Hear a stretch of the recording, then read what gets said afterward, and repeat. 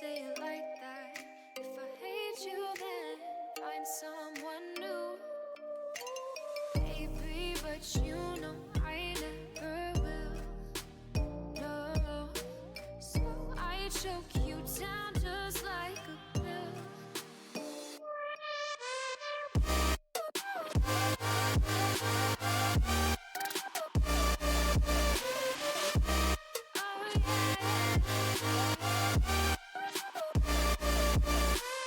Take you like a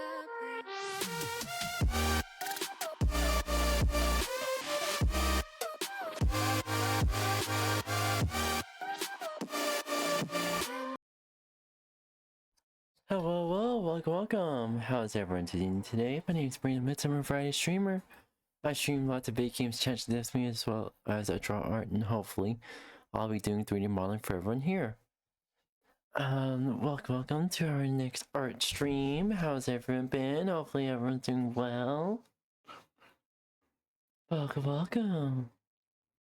Alright, so I'm gonna here pretty much continuing line art as well as getting a few things fixed up, and outside of that, pretty much I want to generally just get a feel for things and whatnot.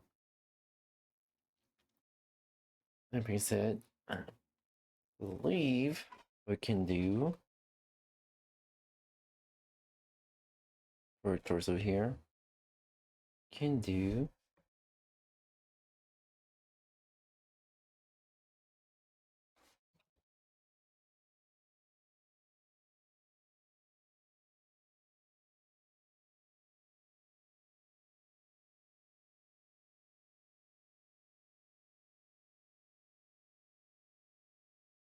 I just love Latinas, Sonic.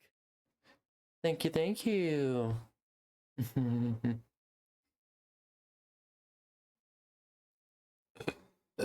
Oh yeah. Hi, Red. Alright, what I think I want to do pretty much is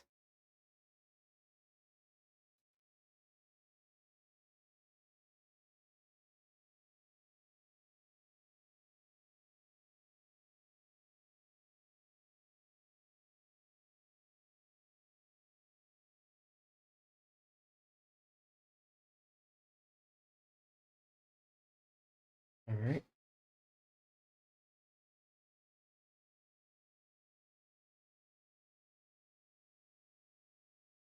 What the heck?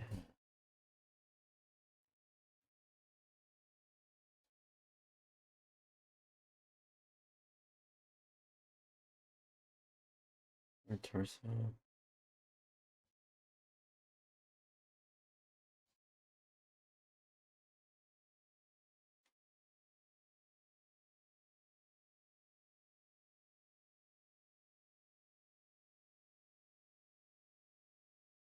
Starting to wonder what that piece was for. Anywho.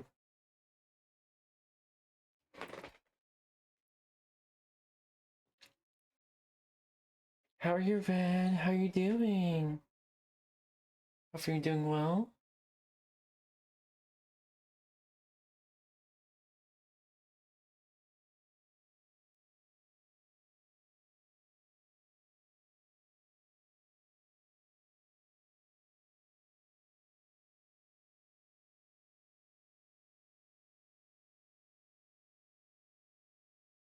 It's good. I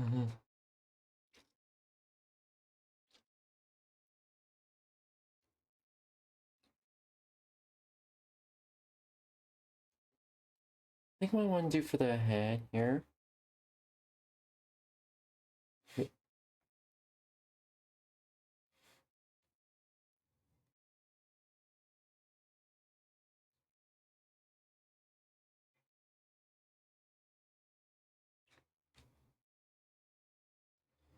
I want to like. Alright, I have an idea. I have an idea for the head. I want like a headpiece. Going here. Go on here.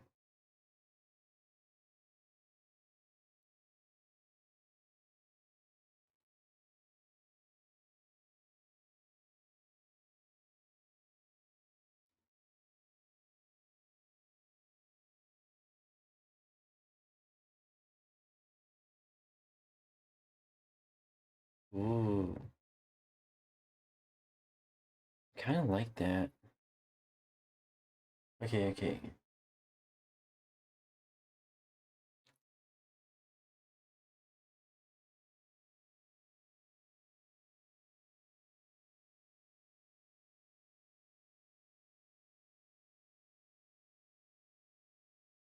One do is pretty much one do this real quick.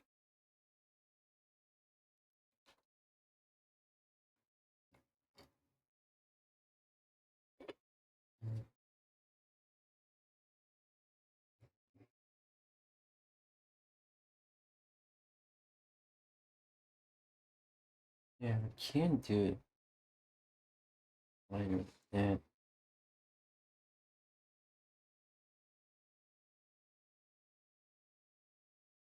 Oh shit. No. There we go. So this pretty headpiece is it's obviously inspired by Genshin Impact Amber.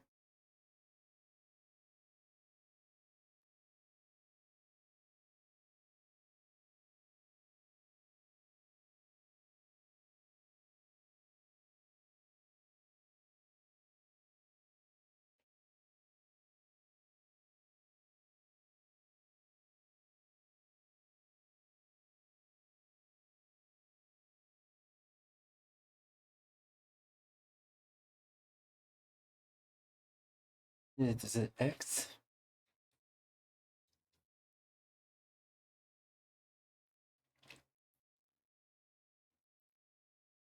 Hmm. Oh yeah, I want to. Where's here?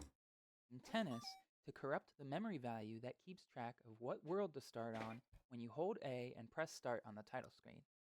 If you haven't seen those two videos, I highly suggest you watch those first. Most of the glitch levels are just altered versions of levels that already exist in the game. But in this video, we'll explore the handful of fully glitched levels you can access and why they look the way they do.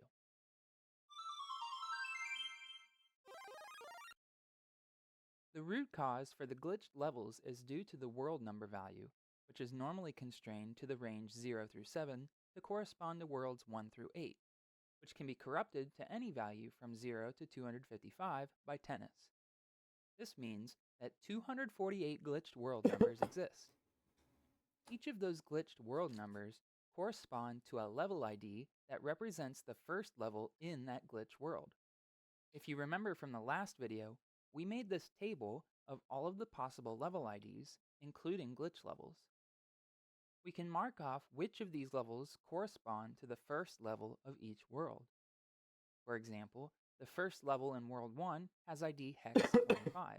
The first level in World 2 has ID hex 28, and so on. These are the first levels of the 8 intended worlds in the game. If we look at the level ID of the first level in World 9, we get ID hex 06, as shown in the previous video. We can do this for all of the other 247 glitched worlds. You can see that not all of the level IDs get marked. Out of all 128 possible level IDs, only 68 of them are the first level in some world. This means the other 60 are either the second or later level in a world, or just not available in any world at all. Out of the available levels, many of them are just normal levels found in the game, or altered versions of them, such as 9-1 being level 6-2 but underwater, or level 81-1 being level 2-4 with bloopers but underground. But there are some glitched worlds that end up with a glitched level data pointer, which in turn create completely new glitch levels. There are 19 accessible glitch level IDs, but only 6 of them will actually load without crashing instantly. The first of which being level E-1, which is just a lone question block over a giant pit where Mario dies instantly. This exact level is also loaded if you try to start from World 224. Of course, once you get past World 35, or World Z, the level number starts to contain other glitched graphics, This tile corresponds to the number 224. Starting at world W loads in this level, which locks Mario in place and he can't move. Starting at world 42 or 133 lets you play this level, which is full of clouds, and eventually traps you if you manage to make it far enough. Even if you're sneaky and use Big Mario to clip through this pipe, you just get stopped by this big wall that you just can't get through. Worlds 62, 131, and 240 trap Mario in this castle where he is also unable to move. The game doesn't let Mario move until he falls down from this high up on the screen, but these two levels that are frozen like this have solid blocks high up, so Mario is unable to ever move at all. World 127 is a small underground tunnel, but it crashes if you go too far down it. And finally, World 137 leads you to a funny level that activates the automatic walking from the underground level cutscene. Unfortunately, Mario eventually meets his worst enemy, a single lone brick block that stops him to the end of time.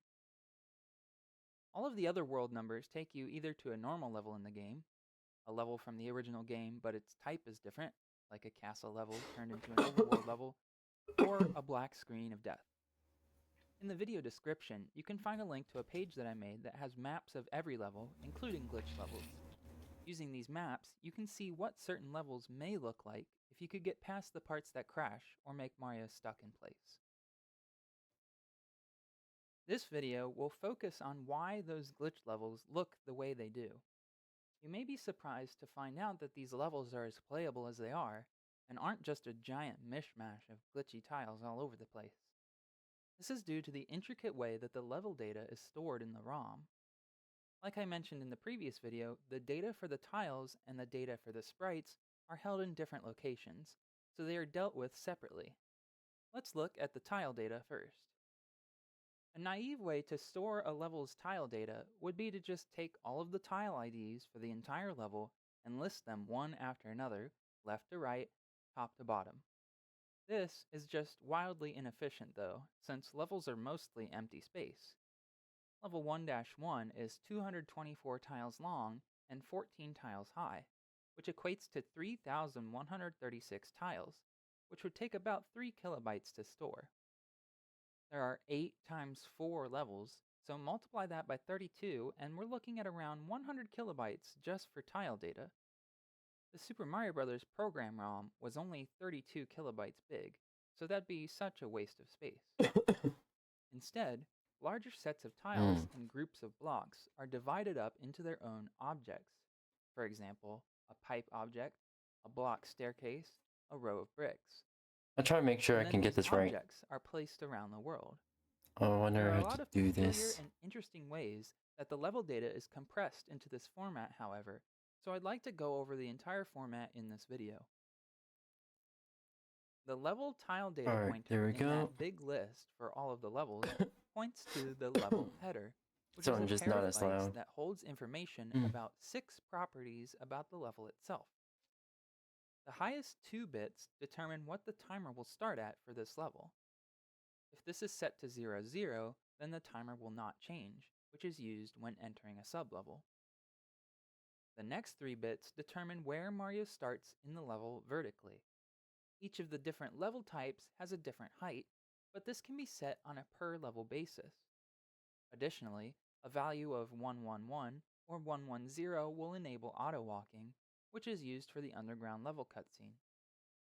The last 3 bits in the first byte are sort of a modifier for the level type and determine what the default backdrop looks like.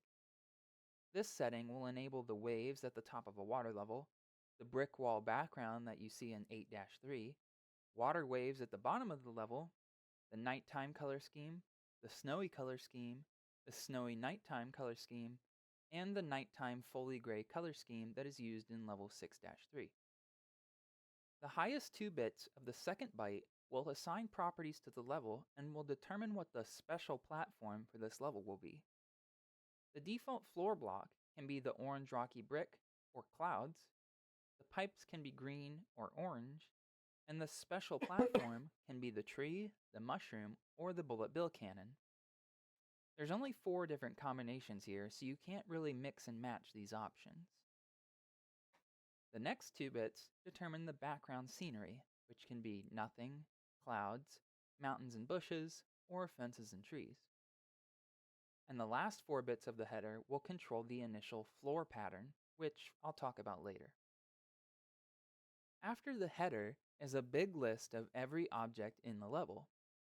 Each object takes up 2 bytes, or 16 bits, and they are just listed one after the other.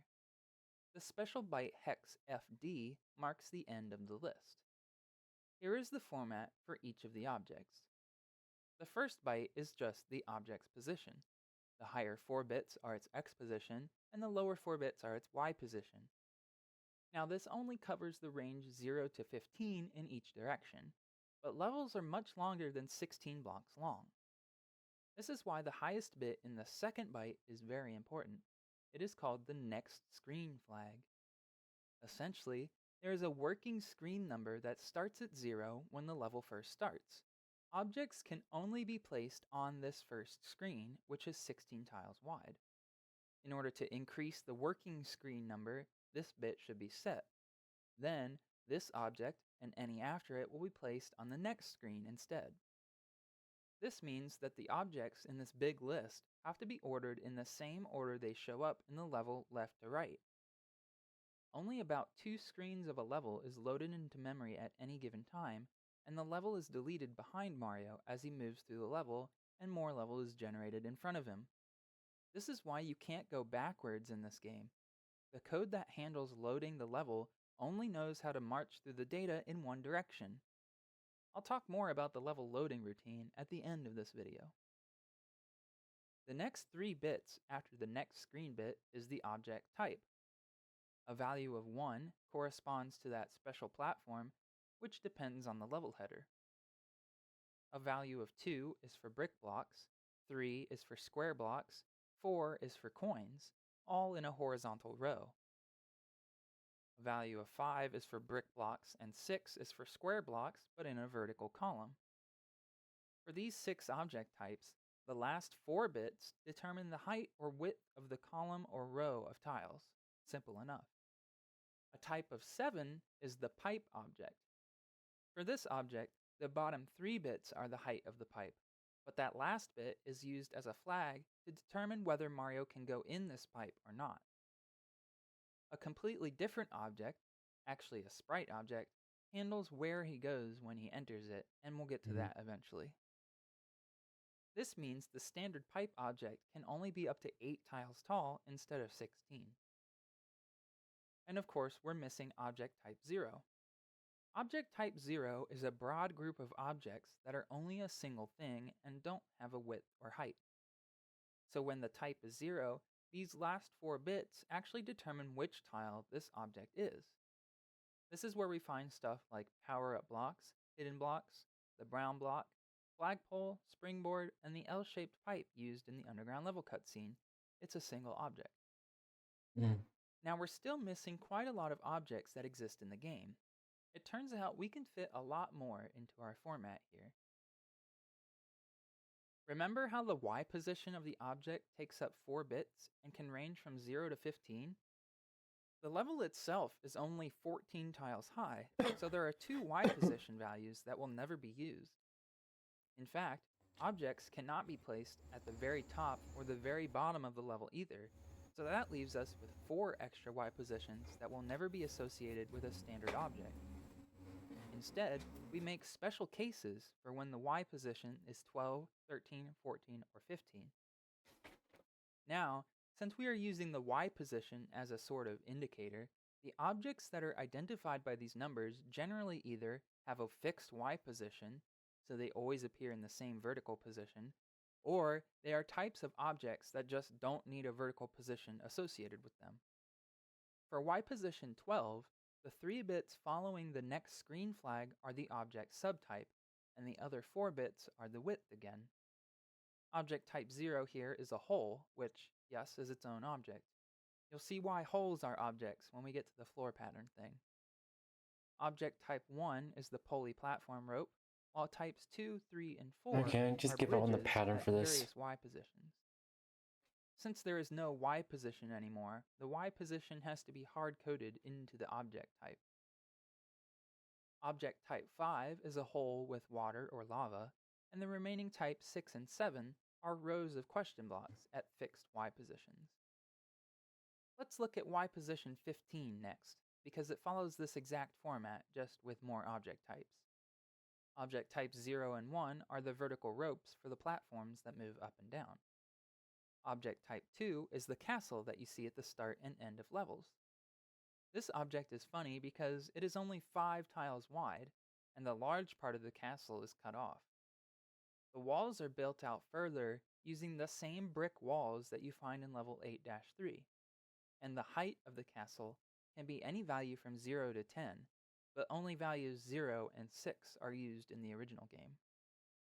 Object type 3 is an ascending staircase of square blocks. The height and width are the same value, except for when it is 9 tiles wide, where the width is 9 and the height is 8, which is what is used at the end of a lot of levels. There is no object for a descending staircase, so if you want one of those, you have to build it out of a bunch of individual square block objects.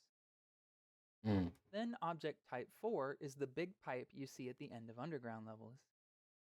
Object type 5 is an unused object that is like the flagpole, except the top sphere is repeated all the way down its length. And then type 6 and 7 are empty, unused objects that don't do anything. Fair. Y position 13 is split into 2 subgroups, which is dependent on the bit adjacent to the next screen bit. If this bit is set, then the last 6 bits are used as another object subtype.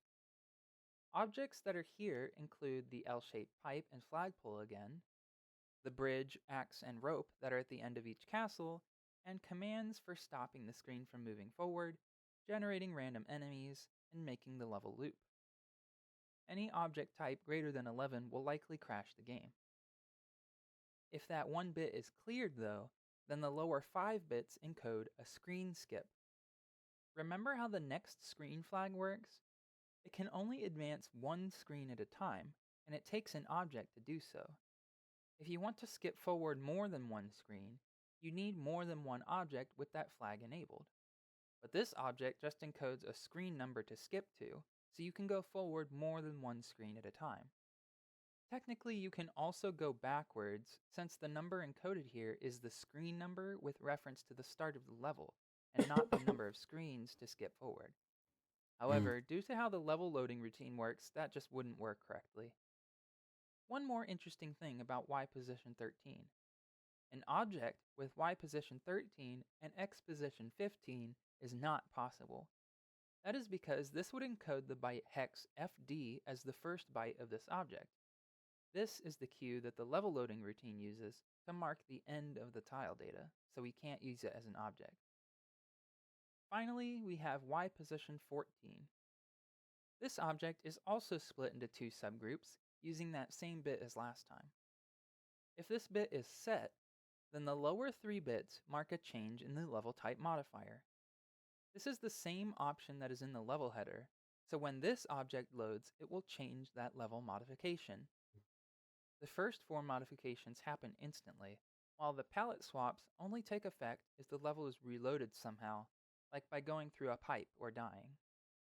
These middle 3 bits go unused. And if that bit is cleared, the next 2 bits mark a change in the background scenery, again, just like what was in the level header. And the last 4 bits mark a change in the floor pattern. Finally, we can look at what this floor pattern thing is. A big contributor to the number of blocks in a level is the floor, and if the level is a castle or underground, the ceiling as well. Instead of having separate objects to place each and every floor and ceiling block, the game uses floor patterns to create a sort of base template for the level. For example, the floor pattern of 1 will generate a floor that is 2 blocks tall. The rest of the level will continue to have this floor pattern until another different floor pattern object is in the level data. There are 16 different kinds of floor patterns, ranging from completely empty to completely filled. Just look at how this section of level 1-2 is made. There is a good combination of floor patterns and brick objects that create all of these different shapes. And this is why the whole object exists. It allows the level to have a small gap in the floor without needing to change the floor pattern and back again. Also, if there's a ceiling, the hole won't touch it, since it only removes the lower 5 tiles of the level. That was how the tile data is formatted, but what about the sprite data? Luckily, it's not as complex.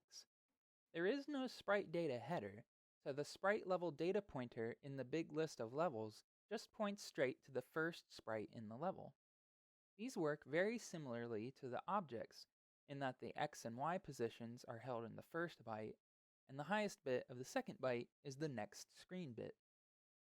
Now, objects were barred from being placed at the very top and very bottom of the level, but sprites are allowed to be placed here. So the Y position of the sprites can go from 0 to 13. If this is the case, then the lower 6 bits of the second byte form the sprite type. This list includes basically every enemy, hazard, and moving platform in the game. It also includes some commands for turning on enemy generation, such as 𝙂𝙀𝙀𝙀, a command that triggers the warp zone to display, as well as the toads and the princess, which are the same sprite. There are also a few sprite types dedicated to spawning a group of enemies so that the number of sprites in the level data could be minimized. This last remaining bit is the hard level flag, not to be confused with hard mode, which is enabled after beating the game once. If this bit is set, then this sprite will only spawn if the current level is 5-3 or later. This is how the various levels that are repeats but with more enemies are created. We still have 2 Y positions we can use for other things, so let's see what's left.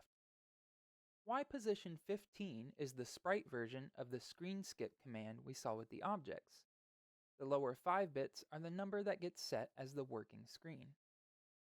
This sprite can't have X position 15, since that would encode the first byte as hex FF, which is what the sprite data uses to denote the end of its list, not hex FD like the object list. This isn't that big of a problem though, since the X position of the screen skip command doesn't really matter. And finally, there is sprite Y position 14. This is used for the special command that determines where Mario should go if he enters a pipe or climbs a vine. The lower 7 bits of the second byte encode the 7-bit level ID to load when the transition is taken. However, there's even more. This is the only command that takes 3 bytes instead of 2.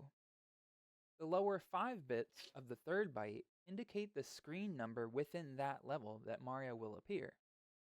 This is how Mario is able to return midway through a level after going into a bonus area. The last 3 bits here are a bit confusing. They encode the world number where this transition is applicable. Essentially, this transition command will only be processed if this value is the same as the world that Mario is currently in. Otherwise, it's ignored. The reason why this is a thing is because the underground bonus rooms are used in multiple levels. This first underground bonus room is not just used in level 1-1, but also in levels 2-1 and 7-1. This room has 3 transition commands, one for each world. This way, Mario reappears in the level he came from, even though this room is used in multiple levels. If you're wondering how the command encodes where within the screen to spawn Mario, here's the thing, it doesn't. When Mario enters a level from somewhere other than the start, there's only 2 locations he can appear from. The default is coming up from a pipe exactly 3 tiles to the left of the start of the screen boundary, 4 tiles from the bottom of the level. All of the levels with a bonus room had to be designed in a way that a pipe was sitting at this location for Mario to come out of. The second location is just appearing at the top of the level, which is used for the underground bonus rooms and returning from a cloudy bonus room. So there is actually a lot of specifications that are assumed by the game's level loading routine when it comes to the level data. That is, it has to be formatted appropriately for the level to be rendered correctly. Of course, all of the intended level data follows these specifications, but when loading glitch levels, or perhaps when trying to edit level data yourself, Some of these assumptions can make things go really wrong. The first assumption I already mentioned earlier. All of the tile data objects and sprites must be listed in the order that Mario approaches them from left to right. This is because the game keeps track of what object should be the next one to load, and processes it when the corresponding column is loaded in. So for example, once this question block is loaded in, the next tile object in the list is this row of brick blocks.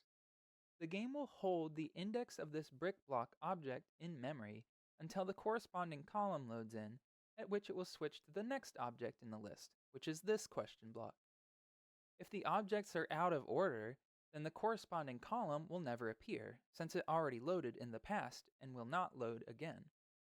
This causes the routine to essentially lock up, and no more tile objects will be able to be processed from this point forward. So for example, if the X position of this question block were changed from 5 to 2, it and the rest of the objects here would not load. The game is waiting for column 2 to load in, but it will never load in since it already did 3 columns ago. There is one exception, that is, which is when the next screen is loaded. When the first column of a new screen is loaded, the game scans forward in the object list until it finds one with the next screen bit set. This will allow it to skip forward to the next screen without locking up. So in practice, when an object is out of order, it causes all of the rest of the objects on that particular screen to fail to load. This is why using the screen skipped object to go backwards in the level won't work properly. All of the objects specified after a backwards jump are all in the past, so to speak, and just won't show up. Objects that span over more than one column pose a problem. Since all of the tiles are loaded on the fly, if an object takes up more than one tile horizontally, the game has to keep track of that object's data. For example, this 5-tile wide brick object needs to be kept in memory while the game loads the next 4 columns. It's only until the last column that the game can forget about it, now that the entire object has been drawn. For this reason, there is a queue system put in place to hold the indices of objects that are currently in the process of being drawn. The level loading routine has 2 phases. In the first phase, it looks for new objects that start on this column and adds their offset into the object data table into the queue. Then, in the second phase, it processes each object that is in the queue by drawing the appropriate tiles to the screen, and removes any objects that end on this column. So all objects end up in the queue at some point, but any objects that are only 1 tile wide will enter the queue and leave within the same frame. This queue, however, is only 3 bytes long. This has 2 big repercussions. First is that the offset of each object is limited to 8 bits, meaning there can be a maximum of 128 objects in a single level. The second is that only 3 objects can ever exist in the same column at once. If the queue ever fills up with 3 objects, the game will immediately move on to the second phase of drawing those objects, even if there is a 4th object in that column. This results in the same problem as the out-of-order objects, since that 4th object is now in the past and will never load. This affects all objects, including the floor pattern and scenery change objects, with one exception, which is the screen skip object. Those are always processed and bypass the queue system altogether. This means that the design of every level also has to take into account this fact that you just can't have too many objects stacked on top of one another. For example, you may have noticed this part of 1-2 from earlier. This chunk of blocks is split up into a separate brick column object at the end, so that the 1-up block can be placed in the ceiling while still only having 3 objects in this column. Now, there are some other finicky edge cases that involve combinations of out-of-order objects, more than 3 objects in a column, and screen skips that can allow for up to 5 objects to be drawn in a single column, but I'm going to have to leave that for a footnote video since it's extremely nuanced and will take way more time to explain than this video has time for. One last animation I would like to show in this video is how the game processes the level data while you're playing. Like I mentioned before, only 2 screens of the level are ever loaded in at once. The level is overwritten with new data as it disappears off the left side of the screen. In this animation, when a tile data object is loaded in, the entire object will show up at once but faded out a bit. It's only when the tiles are truly drawn to the screen do they become fully opaque. And of course, the level disappears behind Mario. I'm only showing level 1-1 here, but you can watch another video I have uploaded that shows off every level in the game. You can click the card that appears on your screen now, and there's also a link in the video description. Alright, that's cool.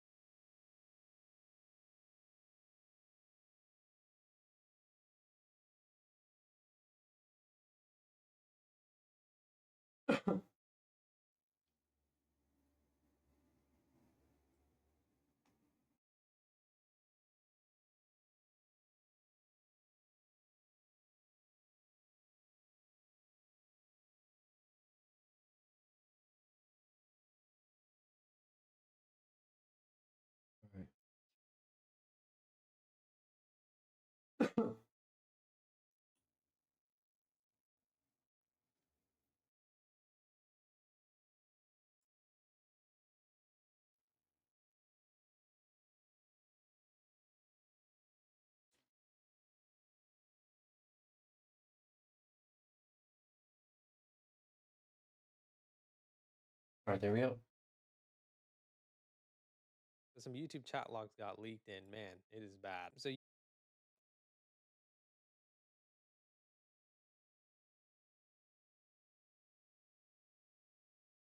you God damn it, why is my fucking screen?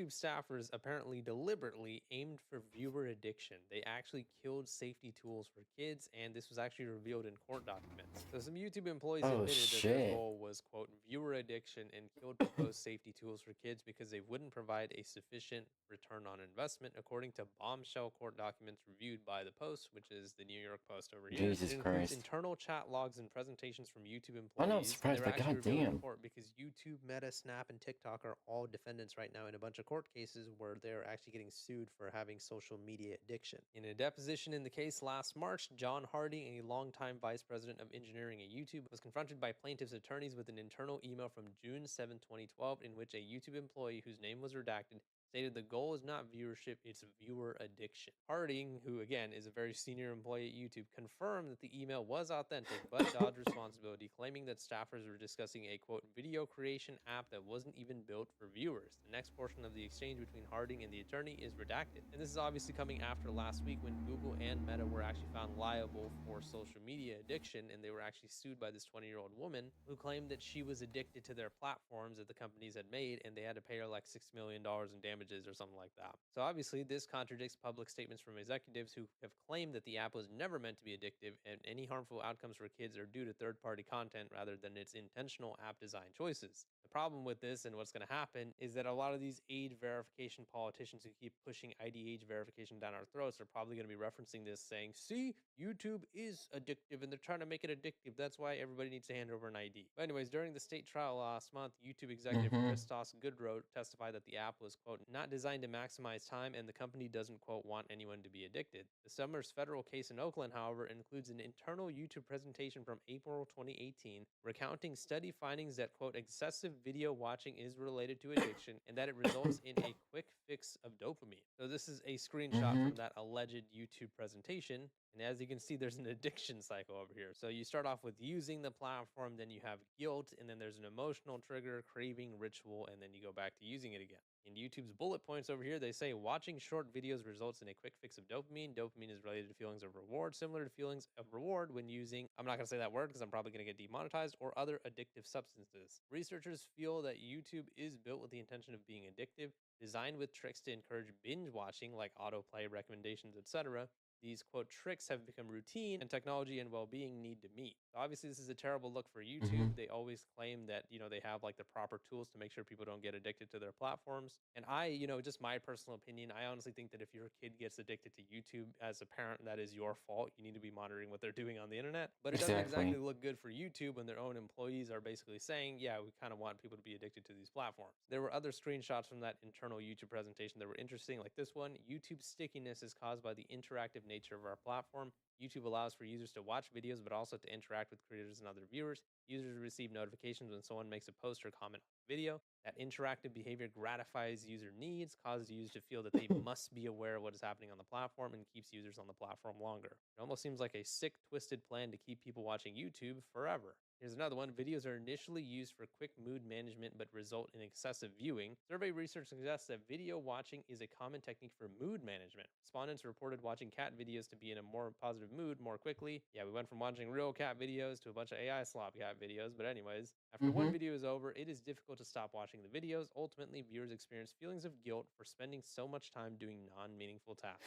YouTube users control what they want to watch. YouTube So it is different from TV intentional. because users can decide what they want to watch. I think this bullet point is hilarious because now YouTube is making this big push into TV. But anyways, users will spend more time on the platform because they continue to watch things that interest them. Studies showed that content people watch correlates with their personality characteristics, like sensation seeking, and notifications are a critical part of YouTube and contribute to addiction. Users are tempted to watch videos the moment they are uploaded. Yeah, so like I said, not a good look for YouTube. U.S. District Judge 𝙂𝙚𝙣𝙚 is presiding over a case that centralizes more than 2,000 pending lawsuits against social media firms that make similar allegations. A group of school districts has a trial date in June, while a coalition of state attorney generals will face off against big tech attorneys beginning in August. So a Google spokesperson actually talked about this and said, these cherry-picked decade-old excerpts mischaracterize our responsible product design's work. In fact, they prove our teams proactively identify challenges to ensure our products prioritize high-quality, age-appropriate experiences. But the company's own research, however, estimated that an eye-popping 32 million users aged 13 to 24 years old were classified as habitual heavy use and watched more than 2 hours of videos per day, while 36 million users 18 to 24 said they regretted how much time they spent on YouTube in the past week, and that data was from 2018. But in those court findings, they were able to actually Right find now, some I'm more mainly recent stuff focused as well. on getting An the hair internal done. presentation titled This. Teen Unsupervised Viewer Wellbeing and Safety, YouTube employees admitted that the app's infinite feed was a big part of the problem. Employees wrote that the app's two biggest challenges were video recommendations that normalize unhealthy beliefs or behaviors, and prolonged use that was displacing valuable activities like time with friends or sleep. These concerns are loudest on short-form content, which, now is worse than it's ever been, more popular with teens due to its lack of depth and infinite feed experience, the document said. Man, YouTube is going to be in trouble if the court sees Capwing's AI slop documentation over here, because short-form content is not only taking over YouTube, but it is worse than it's ever been. The documents, which range from 2012 through 2025, were unsealed in late February and compiled by the Tech Oversight Project, an online watchdog group that has emerged as one of big tech's most vocal critics. YouTube's posture in court is that they aren't a social media platform, but their own executives don't even buy that theory. These explosive documents show that YouTube set out to deliberately addict children and teens because it produced more screen time to deliver ads and more data to funnel into Google's surveillance business. They see our kids as pawns to make their next $1 trillion, and it's past time that we break this noxious status quo. Now, I totally agree with that, but what is going to worry me is that if these people use these statements to go ahead and push ID age verification themselves, because if they do that, then everybody is the bad guy here. YouTube has obviously messed up so many times. For years, my channel has been dedicated to just talking about how much YouTube keeps messing up. But again, we can't paint these guys as heroes either if they use all this information to say, see, social media is addictive. That's why we need everybody to hand over an ID. While discussing an internal presentation about YouTube's autoplay feature dated September 14, 2021, one employee asked if the team had explored tools aimed at helping users fall asleep. It was something we looked into, but it generally just wasn't as high a ROI compared to some of the other projects, a YouTube project manager replied. Elsewhere, in a 2019 strategy offsite presentation, employees wrote that YouTube's goal of driving more frequent daily usage usage is not well aligned with our efforts to improve digital well-being. And another document reveals that YouTube executives took steps to cover their tracks and prevent future scrutiny of its practices. During an April 2nd, 2025 deposition, James Besser, a senior YouTube executive focused on child safety, admitted that his team would keep, quote, history off in internal chat rooms, a move he claimed was intended to assist junior folks who would sometimes reread them and take things out of context. The plaintiff's attorney pressed Besser on whether anybody senior at YouTube had ever instructed him to turn off history on his chats, and he said, "I don't recall ever being told that." The history off issue had popped up in other high-profile lawsuits involving Google. Multiple federal judges have ripped Google for destroying chat logs that should have been preserved, including U.S. District Judge James Donato, who furiously condemned the practice during a 2023 antitrust case as a, quote, frontal assault on the fair administration of justice that undercuts due process. So then a Los Angeles jury ordered Google and fellow defendant Meta last week to pay a combined $6 million in damages, with a YouTube parent responsible for 30% and Facebook and Instagram parent responsible for the other 70%. And so yeah, like I said before, I am all for YouTube, Meta, and all these shady companies who go ahead and take our information to get punished. I am all for that, right? However, a lot of times when people try to punish these social media companies, they just use it as an excuse to do their own collection of data, which is the collection of our biometric data through ID age verification. So I am happy that YouTube got exposed, and hopefully they keep getting exposed for the bad practices, but I just hope it doesn't lead to more ID age verification, because I, as well as I'm sure you guys, are tired of being asked to hand over our information. Let me know what your guys' thoughts are on the situation in the comments. Please leave a like in the video if you enjoyed it, and subscribe for more. See ya. So basically, I do understand, and I myself am glad YouTube got exposed, because one, they are weaponizing watch time recommendations and all that to pretty much keep everyone addicted on YouTube.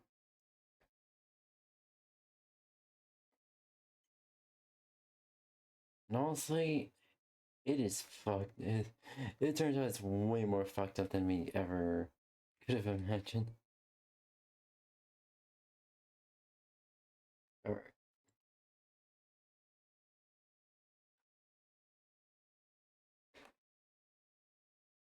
Come on.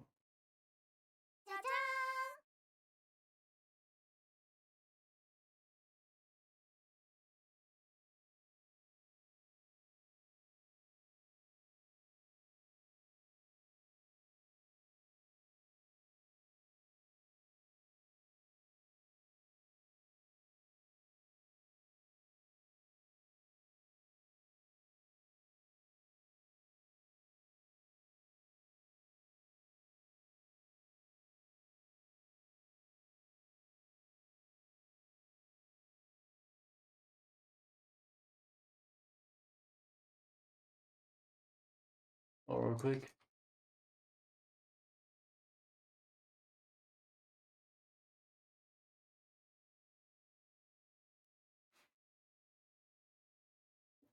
There we go.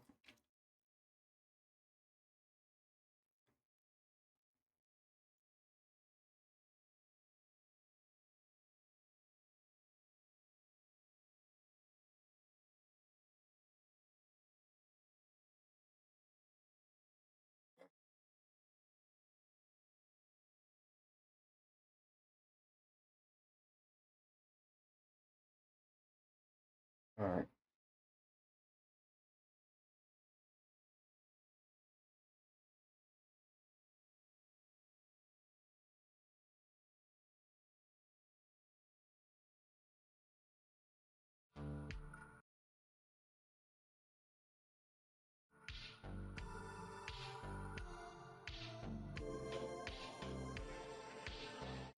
Hello everyone, it's over.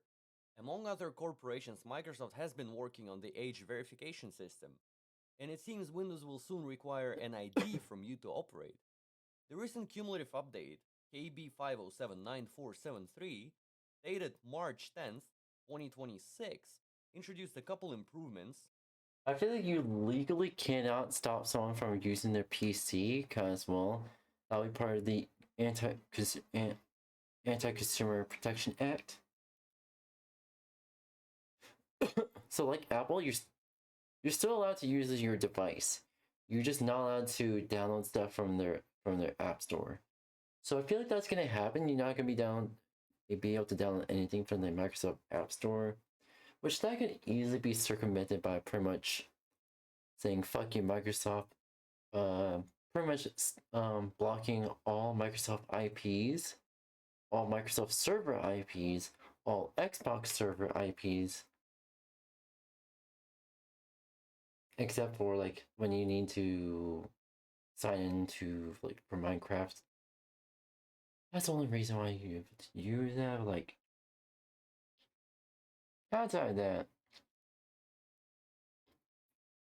oh, I realized they could weaponize the Microsoft sign-in to prompt you to do an ID age verification, or else you're not gonna be able to sign into your Microsoft account. I can see them doing that. Like, for example, they've improved the Windows Defender application control, the tool that's also incidentally used to lock down Windows 10S and Windows 11 SE versions, along with the updates to AI components, specifically image search, content extraction, and semantic analysis. The changelog, however, fails to mention an extra hidden feature inside the system. So let's have a look at that. But more importantly, if you want to verify all that yourself, you can head over to the uupdump.net website, then select the latest public release build, and select your architecture. Mine is x64. Then select the update. Next, you can select any edition you want.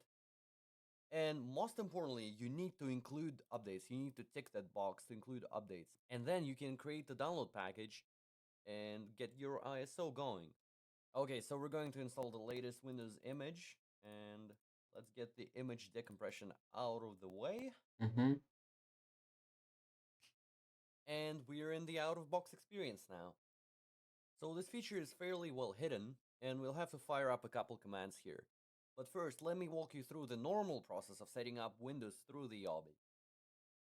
So first, you set up the region, then the keyboard layout, and since like 2025, you're forced to have internet connectivity. You cannot skip that. So we have to connect our wire. There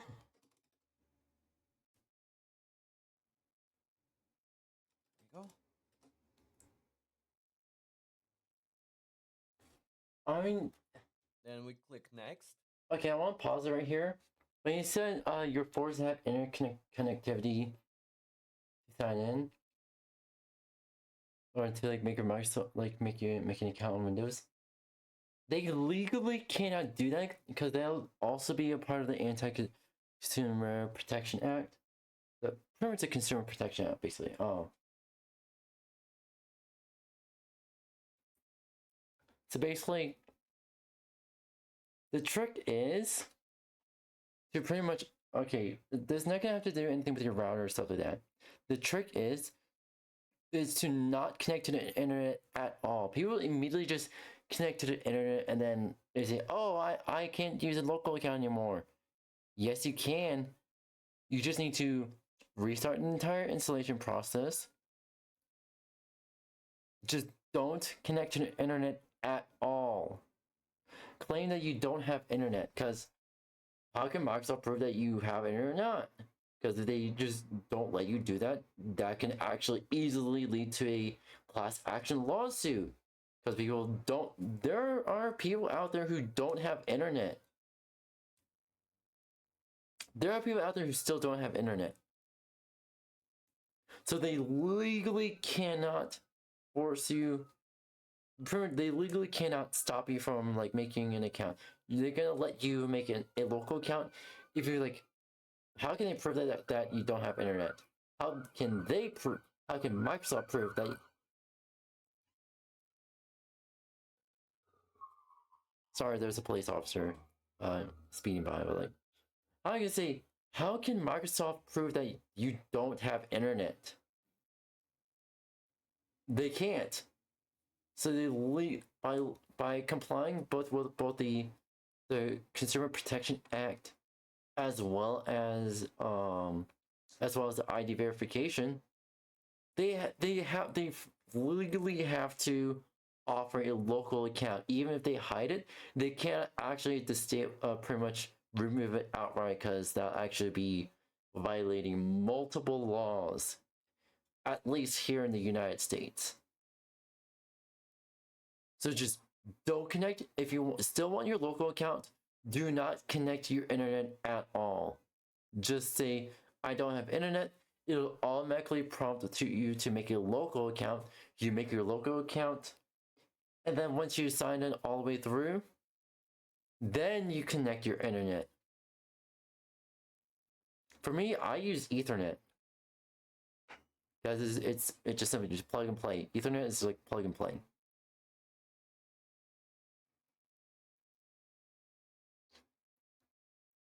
But like that's how pretty much the only way you can get a local account.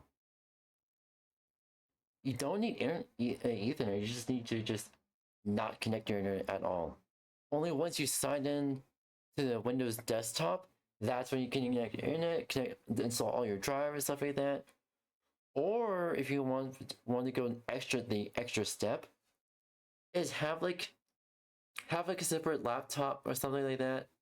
Download all your drivers and programs that you need for like your PC, stuff like that, all the hardware, and then like install it. Like try to get the MSI files, not the exe ones. Once you do that, so you also get your drivers as well, install and stuff like that. Once you do that, then you connect your internet, and then boom, done.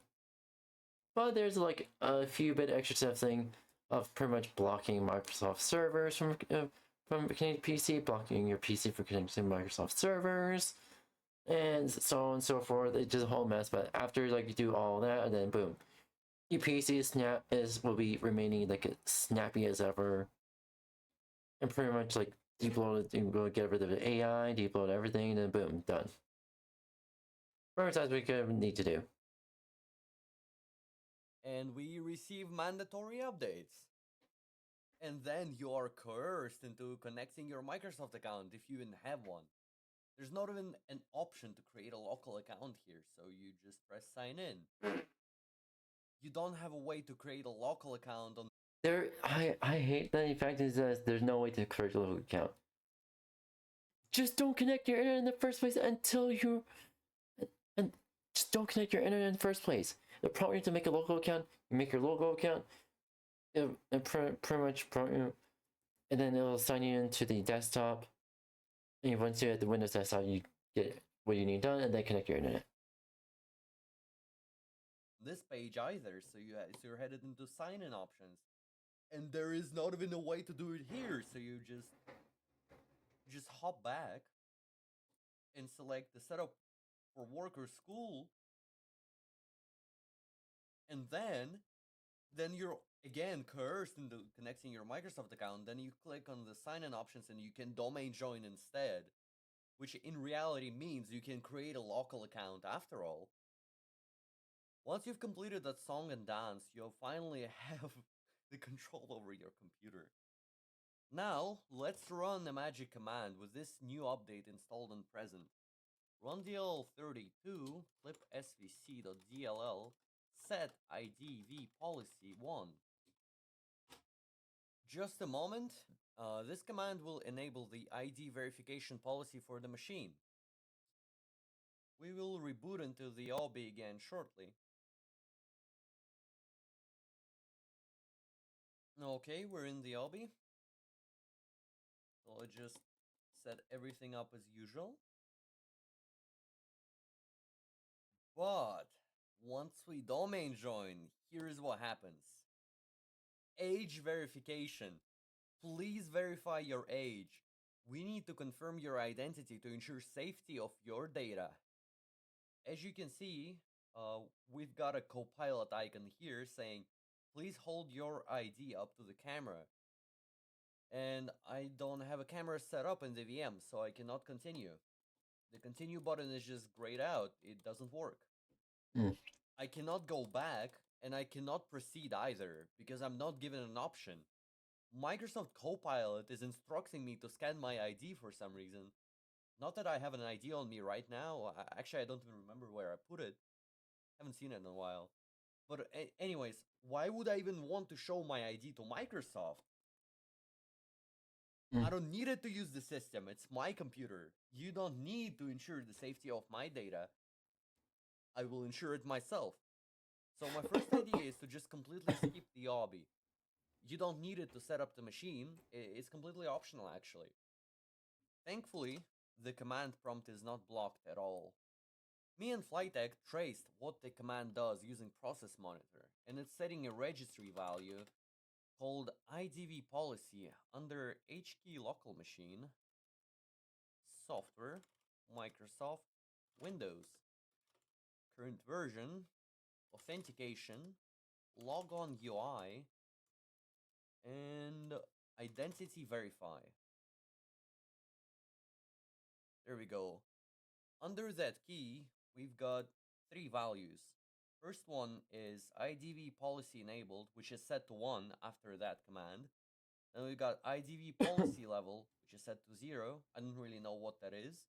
And we've got a UUID, I guess, a telemetry ID.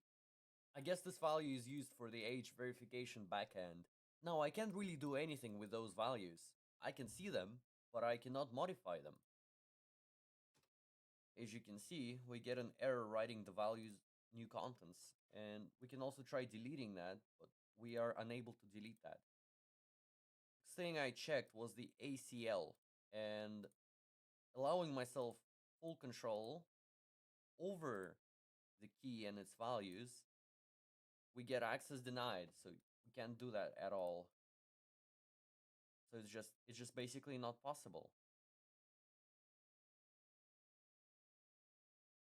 There we go. So we can't do anything about these values.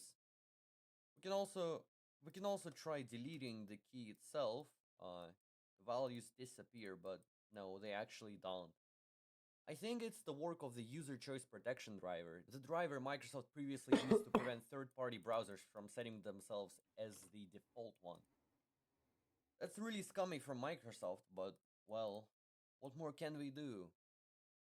So the workaround I found to skip the age verification check with the IDV policy enabled flag set was to activate the administrator user by typing net user administrator active yes. The command completed successfully, then getting rid of the default user 0, and then rebooting the machine. The obby still appears and requests age verification after that move, but we can kill it again and it's going to activate the second chance obby, which won't request the ID.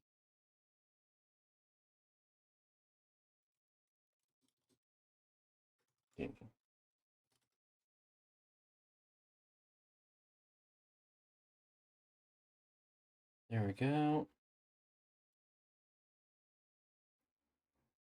First for the line art there. Now we get the second chance obby right here. What I deem super interesting is that Microsoft used clipsvc, aka the client license service. Let me show you that real quick. We can look into the services menu and find the client license service right here. It's the service that basically manages the Microsoft Store DRM. And it looks like they're extending its functionality to gather sensitive data from people. The scariest part about this whole ordeal is how fragile our digital privacy is, and especially how easy it is to force people into sharing their identification to the third parties for unknown purposes. Looks like we're coming closer and closer to the global rollout of this forced ID verification on Windows. The decade of Linux is coming. Say no to age verification, and take care. Say no to age verification, everyone.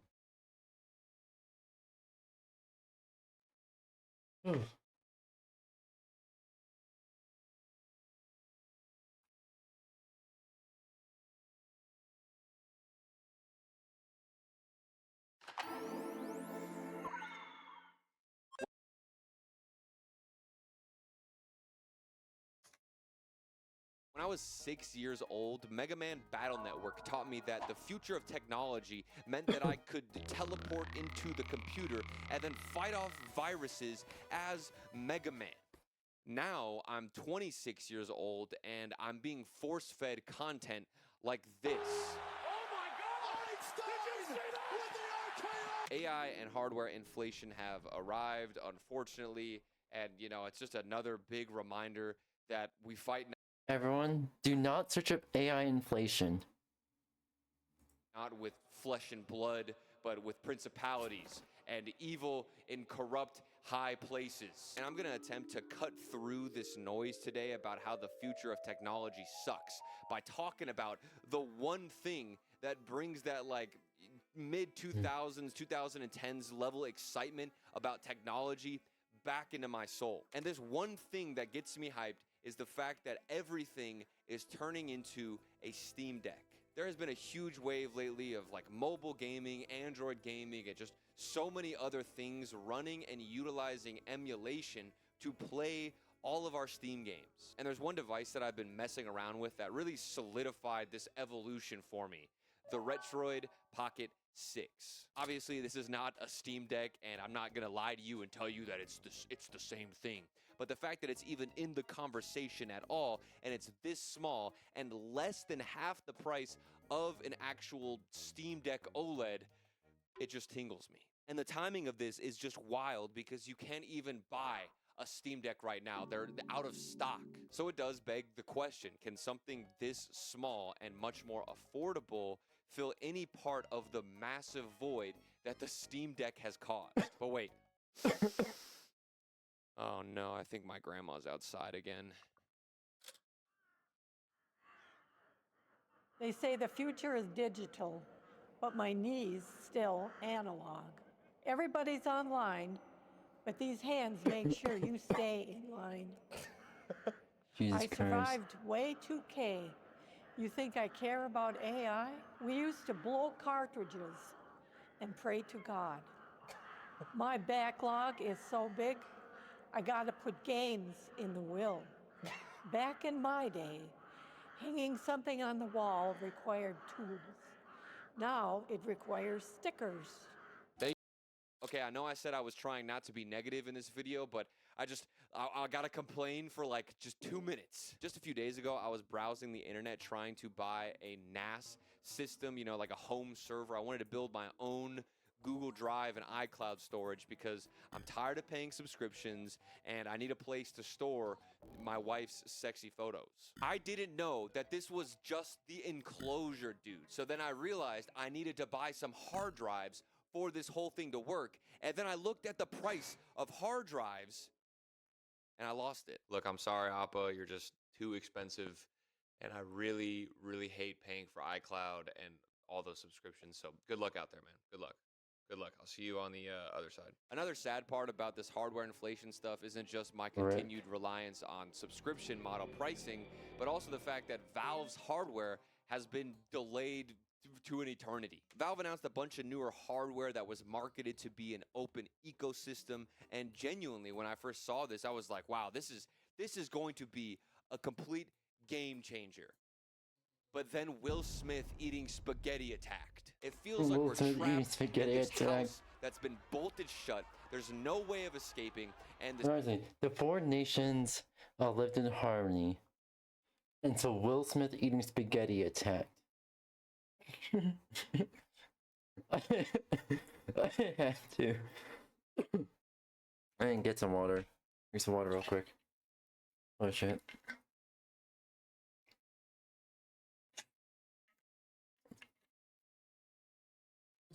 Seriously. Will Smith eating spaghetti, that's funny. Alright. City is just getting destroyed actively. But if Will Smith eating spaghetti is King Ghidorah in this situation, then your Android handheld is Godzilla fighting back.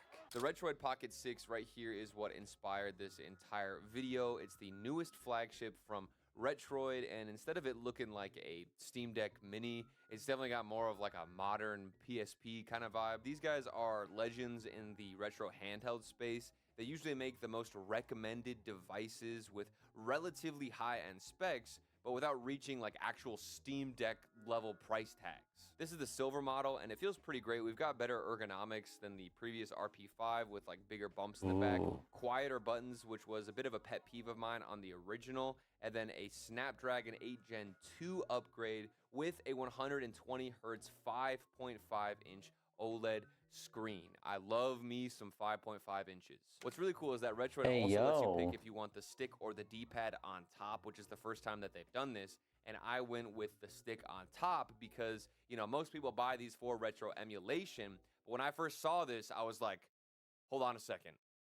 Is this my Steam Deck Mini? Because of the insane work being done on Android translation layers, the line between a Steam Deck and an Android handheld is starting to blur a little bit here. You've probably already heard of Game Hub or Game Native at this point. These are Android-based apps that give you full access to your Steam library, allowing you to connect to it and then download your Steam games and play them natively on your device. You could do this on literally any Android device, even if you have an Android phone. You could download Steam games right this second. But this is the first time I'm personally seeing this entire ecosystem shrink down into a candy bar form factor with a flagship processor like this one from the RP6.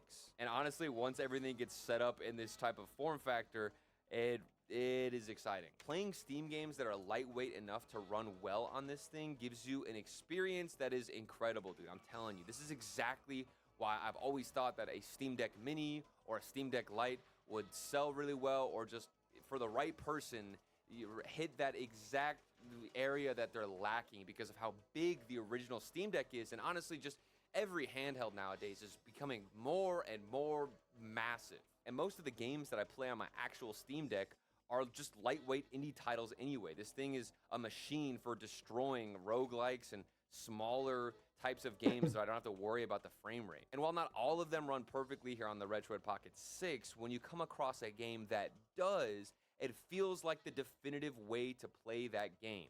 Because this way, I don't have to buy a giant pillow to hold up my hands. I'm sure at this point you've seen the same 4 games every single time when somebody talks about Steam on Android. Hollow Knight, Megabonk, Balatro, you know, all of the front runners of these lightweight indie games are so fun to show off because they show you that, hey, this is some serious stuff. But on top of the obvious, there are 2 main examples that I really want to show you that showcase, in my eyes, why this is special in the first place. Up first, we've got a sequel to a classic, Slay the Spire 2. This game isn't even officially out. It's still in early access. And, you know, most of the time with things like this on Android or on mobile devices, you have to wait until the devs want to actually port it over onto Android and give you a release on the App Store. And that's assuming that these devs even want to do that and put their game next to block crazy Robo Worldcraft. This is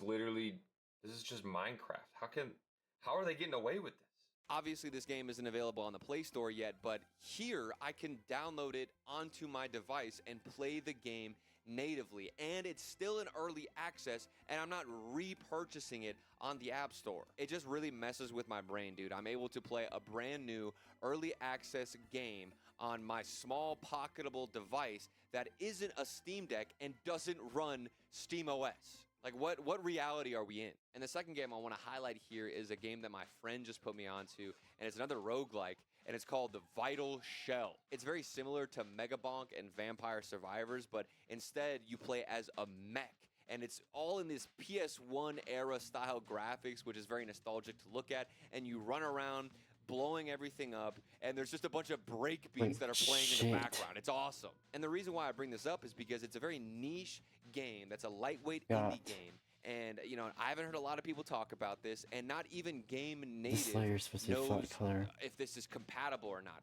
But I was still able to download it, launch it, and play it absolutely perfectly out of the box. Playing these types of games is pretty much everything I would ask for out of a mini Steam Deck, dude. Just give me my PS1 mech shooters and breakbeats, and I'm a happy camper. I definitely don't want to oversell this device and just Android handhelds in general. Like, you're going to majority of the time just run into issues. Steam games, at least for me in my experience, are still very hit or miss on either Game Hub, Lite, or Game Native. Even something super lightweight like Mega Man Battle Network Legacy collection that I have on my Steam library doesn't even launch on either platforms, and that's like a port of a GBA game. I don't know what the problem is. And there are some games that will load and will launch, but they're just so demanding that you're either going to need the most powerful Android handheld on the market to run, or you could just, I mean, stream it. That's also an option. You might need to get something like the Odin 3, like max version, to run some of these games that are AAA. But then, you know, at that point, I might be in the minority here, but I just think that if you're spending like $400 to $500 on an Android handheld, like, that's just insane, dude. I don't know. Like, I'm seeing these dudes get 30 FPS in Elden Ring, and it looks really cool, and it's something to marvel at. But in my head, I'm just like, ooh, if somebody actually plays through all of Elden Ring on an Odin 3, I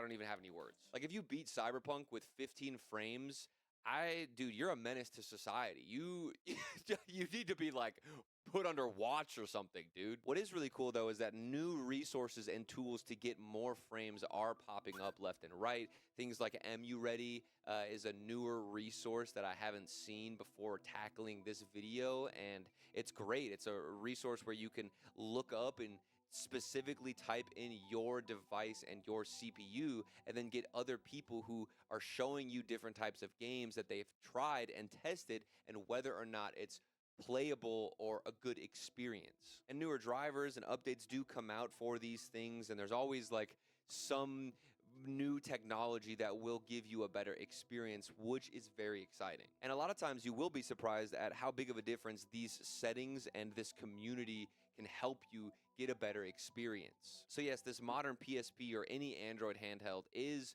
pretty dang sick, but does it fill the void that the Steam Deck has caused, or at least give us a Steam Deck Mini? No. But to play devil's advocate here, I definitely think we're past the point of Windows emulation where we're just viewing it as a cute little side experiment, and it's now a legitimate way to consume these Steam games.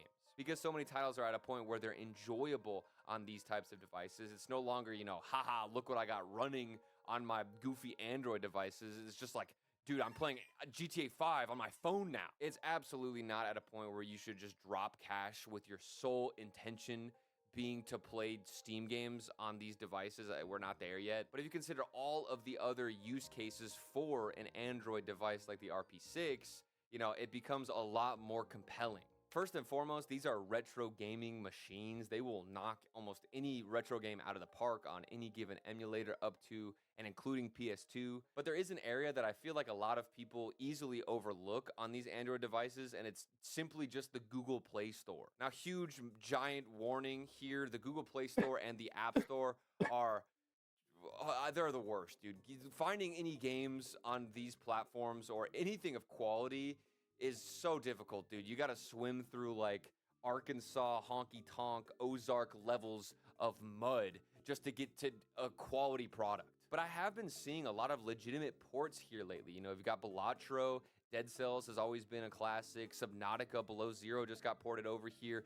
Ball Pit is also on the Google Play Store. And there's even a port of Where Winds Meet, which looks insane for an Android game. There's definitely some good options here, and I'm hoping that as the popularity of these Android devices continues to explode like we've seen with something like the 𝙂𝙚𝙣𝙚, then developers will be more incentivized to port their games over to Android because, you know, all of us have these goofy little handhelds now. It's still a total disaster on the storefront, though. I do not envy anybody who has to figure out how to market their product on these app stores. It's so bad, dude. You're competing for attention against the most heinous applications on the planet. Nightclub Simulator. And then the fourth picture is this. This is actually wild. You're telling me children are playing this? So finally, when you stack up Android gaming and then high-end retro emulation, even game streaming for high-end stuff, with all of the Game Hub Lite game native Steam games, this is pretty good. I still refuse to call any of these like a Steam Deck Mini, but I would definitely say we've gotten to the point where it's a Steam Deck Mini Lite.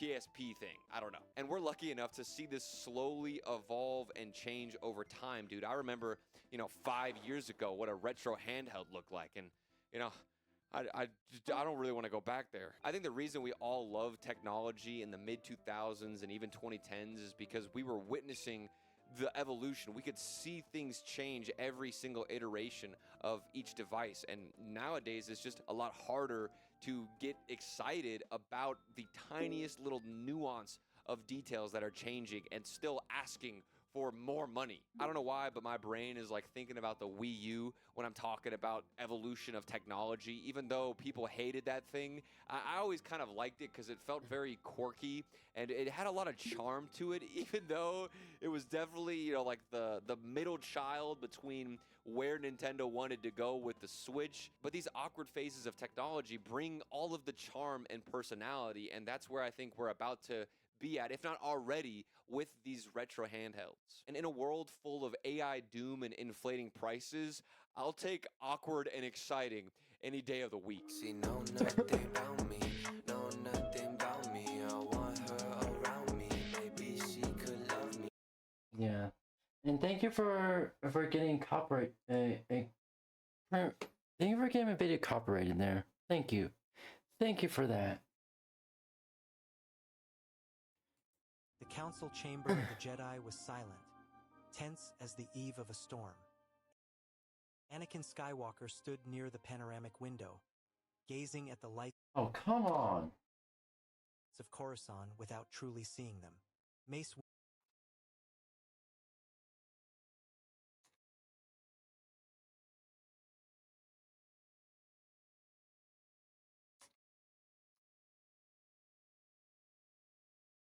Windu had been categorical. He should wait there while the Masters went to confirm the identity of the Sith Lord. But the waiting was torture. Every second that passed was a second in which Padme could be drawing closer to death, and he was the only one who knew it. Palpatine's promise echoed in his mind like a cruel mantra. There was a path to save the one he loved, and that path was being destroyed with every moment he stood still. Without warning, without rational deliberation, Anakin left the room and began walking toward the elevator. He could not stay still. He simply could not. The journey to the Chancellor's office seemed endless, and at the same time passed too quickly.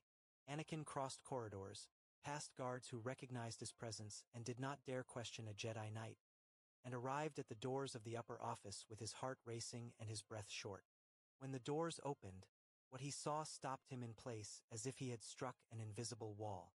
The office was destroyed, furniture overturned, shattered glass on the floor, lightsaber marks on the walls and ceiling.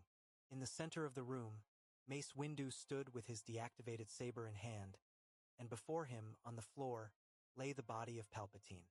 There was no duel anymore. There was no threat anymore. There was only a body and a Jedi Master standing over it. Anakin felt the world collapse. It was not a gradual sensation, nor a thought formed with clarity. It was an abrupt rupture, as if the ground had vanished beneath his feet. He crossed the room in quick strides, his eyes fixed on the Chancellor's body, and his voice came out laden with an anguish he was not trying to hide. "What have you done?" he said, and the question did not sound like political accusation. It sounded like the cry of someone who had just watched his last hope be destroyed. Mace Windu turned and held his gaze with that closed, firm expression he always wore. But there was something different in the Master's look at that moment. A sharpened attention, almost surgical, as if he were reading something in the young man's words that did not yet make complete sense. He responded calmly, "I did what the code demands, Skywalker. The Senate was in the hands of a Sith Lord. That is over." But Anakin did not hear the answer. Not truly. He could not die like this, Anakin said, and his voice had escalated to something between despair and rage. He stopped a few paces from the body and stared fixedly, as if the intensity of his gaze could reverse what had happened. "You did not understand what he represented, Mace. You simply did not understand." Mace Windu crossed his arms slowly and studied him in silence for a moment long enough to be deliberate. Something was wrong with that reaction. A Jedi might feel sorrow over the path chosen, might question the decision made in an office without trial or witnesses, but that specific despair, that particular urgency in Anakin's voice, had nothing to do with politics or the code. It was personal. It was visceral. And Mace Windu was experienced enough to recognize the difference between principled outrage and personal pain. Anakin. The Master's voice sounded different now, lower, more direct. What had Palpatine promised you? The question fell into the air of the destroyed office like a stone cast into still water, and Anakin went completely still. He opened his mouth, closed it, and for a moment it seemed he would try to deny it, to construct some evasive answer, some half-truth that might redirect the course of the conversation. But Mace Windu's gaze gave no room for that. It was a gaze that had faced Sith Lords, had survived battles that had shattered entire squadrons, and was now completely focused on him. Anakin felt his defenses give way, not dramatically, but in an inevitable manner, like a dam that accumulates too much pressure. And then he said, he promised he could save Padme from death. The silence that followed was absolute. Mace Windu did not react with an outburst. He did not raise his voice, but his eyes narrowed slightly, and when he spoke, each word was placed with surgical precision. Padme, Senator Amidala. It was not a question. Anakin did not respond immediately, but the silence was already an answer, and both of them knew it. The Jedi Master approached slowly, 2 steps only, and his expression had shifted to something Anakin had never seen in him before. It was not anger, not immediate judgment. It was something graver than that, something that carried the weight of understanding that the problem before him was far greater than a dead chancellor on the floor. You married her, Windu said, and this time it was indeed a statement. Anakin finally looked at him directly, and in his eyes there was fear and relief and exhaustion all at once. The fear of someone who had carried a secret too heavy for too long. Yes, he said, we are married. It was time for Anakin to face the consequences of everything he had chosen to hide. The news of Palpatine's death spread through Coruscant like fire across dry fields. Before the sun of that morning had finished illuminating the towers of the Galactic Senate, entire corridors of the planet city were already whispering Mace Windu's name. The holojournal feeds replayed images of the destroyed office, the lightsaber marks on the walls, the Chancellor's body photographed by some official who had arrived before the Jedi could isolate the scene. The Senate convened an extraordinary session that same day, and the atmosphere inside the Golden Dome was unlike anything any senator had experienced in decades. There was anger, there was fear, there was barely disguised political opportunism, and there was, above all, the collective sense that this moment would change the Republic in a way that no one could yet fully measure. The Jedi, who for generations had been the guardians of peace, were now the accused. The trial of Anakin Skywalker before the Jedi Council took place 2 days before the political proceedings in the Senate, and was conducted with a gravity that made clear none of the masters present were there to find a convenient way out. The council chamber was full, and every occupied seat carried the weight of someone who had dedicated their entire life to the Order. Anakin stood at the center as he had stood so many times before, but this time there was no mission ahead, no commendation awaiting at the end. Mace Windu presented the facts without embellishment. The secret marriage to Senator Amidala, the emotional entanglement that had led Anakin to share council secrets with Palpatine, and the revelation of the promise made by the Sith Chancellor in exchange for loyalty. Yoda listened to everything in silence, his eyes half closed, and when his turn came to speak, his voice sounded more tired than any of those present had ever heard it. Suffering, he hid. Alone, he carried it. The path to the dark side, this burden always was. Anakin did not attempt to defend himself in an elaborate manner. He had spent the last 48 hours in a state of emotional exhaustion that surpassed anything he had felt on the battlefield, and when he finally spoke before the council, his voice was steady but stripped of the intensity that had usually marked his Alright, words. let me do this He real said that quick. he loved Padme, that he had loved her since he was young, that the fear of losing her had been greater than his judgment, and that he knew it. He said he had been wrong to keep the secret, to draw close to Palpatine, to let despair guide his decisions instead of the wisdom the Order had tried to teach him. But he also said, with a clarity that surprised even Mace Windu, that he did not regret having loved, only having let that love become a weakness others could exploit. The council deliberated for hours. The decision, when it came, was inevitable. Anakin Skywalker would be removed from the Jedi Order. Meanwhile, in the Galactic Senate, the political proceedings against the Jedi ran in parallel with a speed that revealed how extensively that session had been prepared before any formal investigation. Senators who for years had smiled at Jedi Masters in corridors now took the podium to speak in the name of democratic sovereignty and the protection of institutions. The central argument was simple and devastating in its simplicity. The Jedi had assassinated the elected Chancellor of the Republic inside his own office, without warrant, without trial, without any legally recognized process. That Palpatine had been a Sith Lord was a claim made by the Jedi themselves, and who, demanded the most inflamed senators, had given the Jedi the right to be judge, jury, and executioner at once. Bail Organa tried to call for moderation and proper investigation, but was outvoted in a chamber that had decided the outcome before the session was opened. The vote was overwhelming. The Galactic Senate, by a wide majority, approved the resolution declaring the Jedi Order an organization of excessive power and inadequate oversight, and mandating the immediate vacating of the Jedi Temple on Coruscant and the departure of all Order members from the planet within 72 hours. It was not technically a declaration of criminality. The Senate's lawyers had been careful enough to avoid that specific term, but the practical effect was the same. The Jedi were expelled. Their accounts within the Republic were frozen, their access to Senate archives revoked, and an official declaration circulated throughout all affiliated systems informing them that the Jedi Order no longer represented an institution recognized by the Galactic Republic. Mace Windu received the official notification still inside the temple and stood on the balcony gazing at the city he had protected for decades, without saying a word. The days that followed were of silent and painful dispersal. The Jedi who were still on Coruscant gathered in the temple one last time, not for a ceremony, not for a formal address, but simply to look at one another and acknowledge that this version of the Order had come to its end.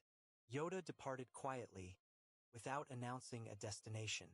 Obi-Wan Kenobi stayed until the last possible moment, helping the younger ones organize what they could carry, and when he finally boarded his ship, he looked at the temple for a long moment before closing the hatch.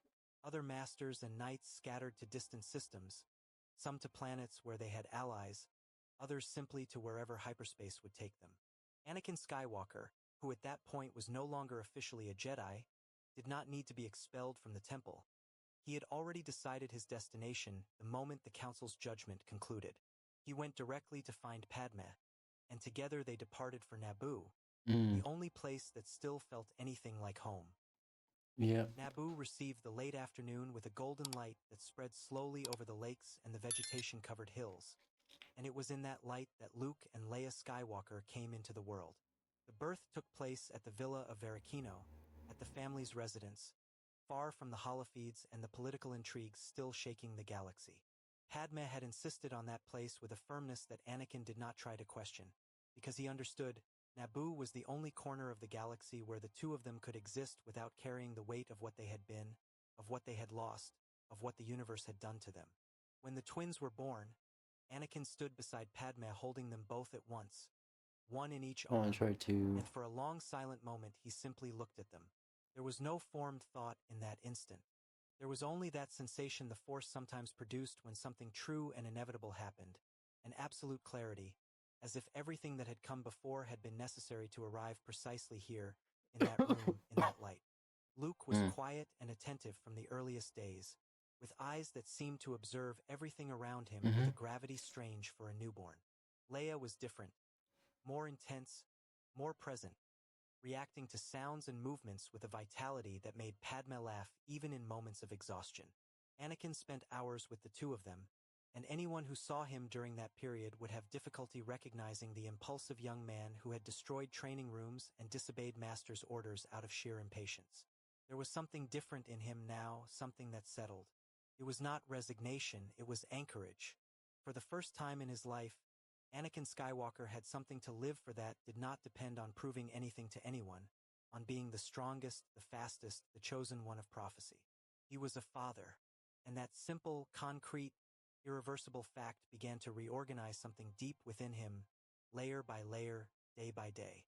The emotional stability that had been absent from Anakin throughout his entire formation as a Jedi began to build during that period in Naboo in a way that would have surprised anyone who had known him before.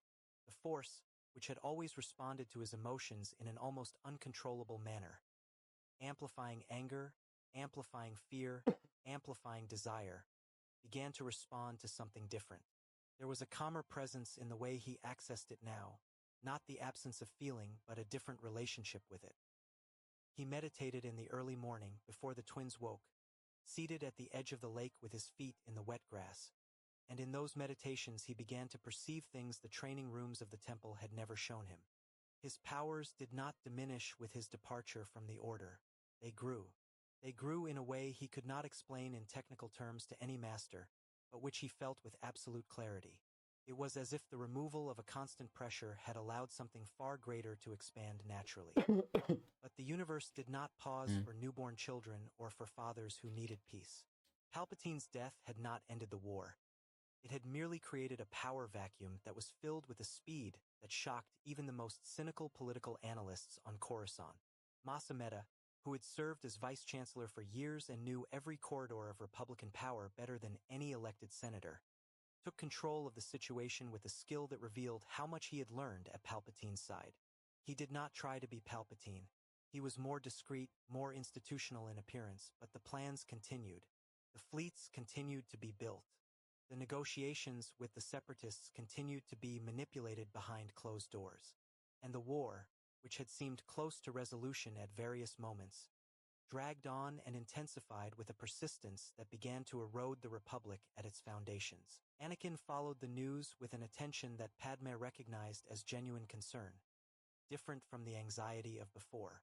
He was no longer a soldier without context, obeying orders and believing that military victory would resolve anything. He was a father looking at the galaxy where his children would grow up, and what he saw troubled him in ways he could not ignore. "This war will not end the way they promise," he said one evening to Padme while she nursed Leia and he held Luke in his arms near the window. "Amedda is using the same pieces as Palpatine, except no one is seeing it because they are looking at the Separatists." Padme watched him for a moment before responding, "And what will you do with that, Anakin?" He did not answer immediately, but the question remained. Contact with Obi-Wan Kenobi had been maintained throughout that entire period, spaced but consistent. They communicated through secure channels that Obi-Wan had configured before leaving Coruscant, and the conversations carried a different tone from those during the war years. Less operational urgency, more honesty.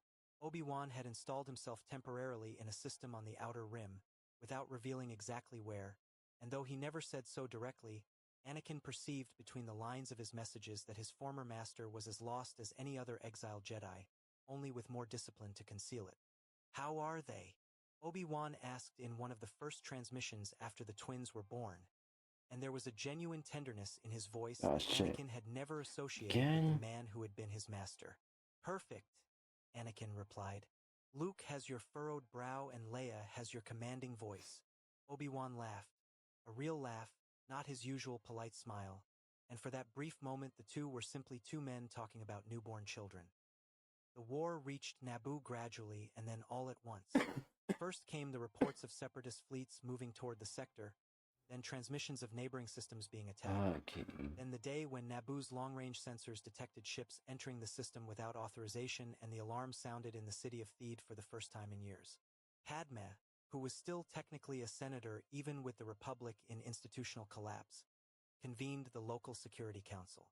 But everyone in the room knew that Naboo did not have sufficient military strength to hold back a large-scale attack. It was at that moment that Anakin appeared at the meeting without having been summoned, with Luke and Leia left in the care of Dorm in the residential wing, and said with a calm that silenced the room, "I know the approach routes of this system better than any Separatist commander. Give me what you have, and I will show you what can be done." No one questioned it. The first missions were surgical and swift. Anakin flew as he had always flown, with an intuition that surpassed any onboard computer calculation. But there was a different precision now, an economy of movement that revealed someone who had stopped trying to impress and had simply begun to be efficient. He destroyed Separatist outposts in the outer rings of the system, deactivated reconnaissance probes before they could transmit data, and organized Naboo's local forces into defensive patterns the pilots had never attempted before but which worked with a consistency that began to build confidence. After the third successful mission, he transmitted a complete situation report to Obi-Wan, not asking permission, simply sharing information as two equals. And at the end of the message, without drama, he said, "I am going to need help. Can you come?" Obi-Wan arrived at Naboo 2 weeks later, and the reunion was unlike anything the two had experienced before. There was no official mission, no council behind either of them, no hierarchy of Master and Padawan to organize the dynamic between them. There were two Jedi, one of them technically a former Jedi, who needed to work together to protect a planet. Obi-Wan observed Anakin operate for 3 days before making any comment, accompanying tactical planning sessions, conversations with the local pilots, mediations with the Security Council. On the fourth night, seated together on the residence's balcony with the lake mirroring the stars, Obi-Wan said simply, "You have changed." Anakin looked at him sideways. For better or for worse? Obi-Wan considered the question seriously. "For real," he replied. The decision to call Mace Windu was not Anakin's. It was Obi-Wan's, and he made it after realizing that the scale of the problem was growing beyond what 2 Jedi and a local guard could contain. The transmission was direct and without preamble in Obi-Wan's manner. Situation on Naboo, insufficient resources, Anakin Skywalker present leading the defense, request for reinforcement. Mace Windu's reply took 2 days, which Obi-Wan interpreted as serious deliberation. When it came, it was equally direct. He would come, but he wanted to speak with Anakin before committing to anything. The conversation took place by holocom and was tense in the first minutes. Between them lay all the history of Palpatine's office, the trial, the expulsion, words said and unsaid. But Mace Windu was above all pragmatic, and when Anakin presented him with the complete mapping of the Separatist attack routes and the layered defense plan he had developed, the Master was silent for a moment before saying, "You built this on your own?" Anakin said yes. Windu said, "I am coming." Mace Windu's arrival on Naboo brought with it, almost organically, others. The informal network that had formed among the exiled Jedi transmitted information slowly but consistently, and when word spread that Windu had joined a defense operation on Naboo under Anakin Skywalker's coordination, other masters and knights began to appear. Some came out of loyalty to Windu, others out of respect for Obi-Wan, others simply because they needed a purpose, and this was the only one that seemed concrete and immediate. There was no formal structure, no reconstituted council, no title or ceremony designating Anakin as leader of anything. But it was what happened naturally. In planning meetings, everyone looked to him when a decision needed to be made. On missions, everyone followed his lead without anyone needing to determine it. Mace Windu, who had doubted Anakin for years with legitimate reasons, watched this with an expression no one could fully read, but which Obi-Wan, who knew him well, described in a private conversation with a single word: respect. The Separatist assaults against Naboo were repelled one by one, each attempt to penetrate the system meeting a more coordinated and precise resistance than the one before. The last great offensive arrived with a considerable fleet through the southern sector, in a formation designed to overwhelm multiple defensive points simultaneously. Anakin had anticipated that formation 3 days earlier, based on the patterns of the previous assaults, and had repositioned the forces in a way that seemed counterintuitive to everyone in the planning room, until the moment the enemy fleet appeared exactly where he had said it would. The combat was intense, but the outcome was decided when Anakin personally led the Central Squadron in a maneuver that cut the Separatist chain of command before the flank could reorganize. When the last ship retreated to hyperspace, Mace Windu stood looking at the tactical displays and said, low enough for only Obi-Wan to hear. He saw that before it happened. Obi-Wan nodded without surprise. He always saw. He had just not learned to trust it. Padme had observed everything with political eyes that never stopped functioning. She knew the Senate better than most of those who served there, knew when there was room for an argument that weeks before would have been impossible, and the victory on Naboo had created that room. She departed for Coruscant with careful preparation, having spent days mapping votes and anticipating objections. When she took the podium of the Galactic Senate, her argument was simple and documented. The Jedi had defended Naboo when the Republic had no resources to do so, and the war continued expanding across multiple fronts without sufficient strategic leadership.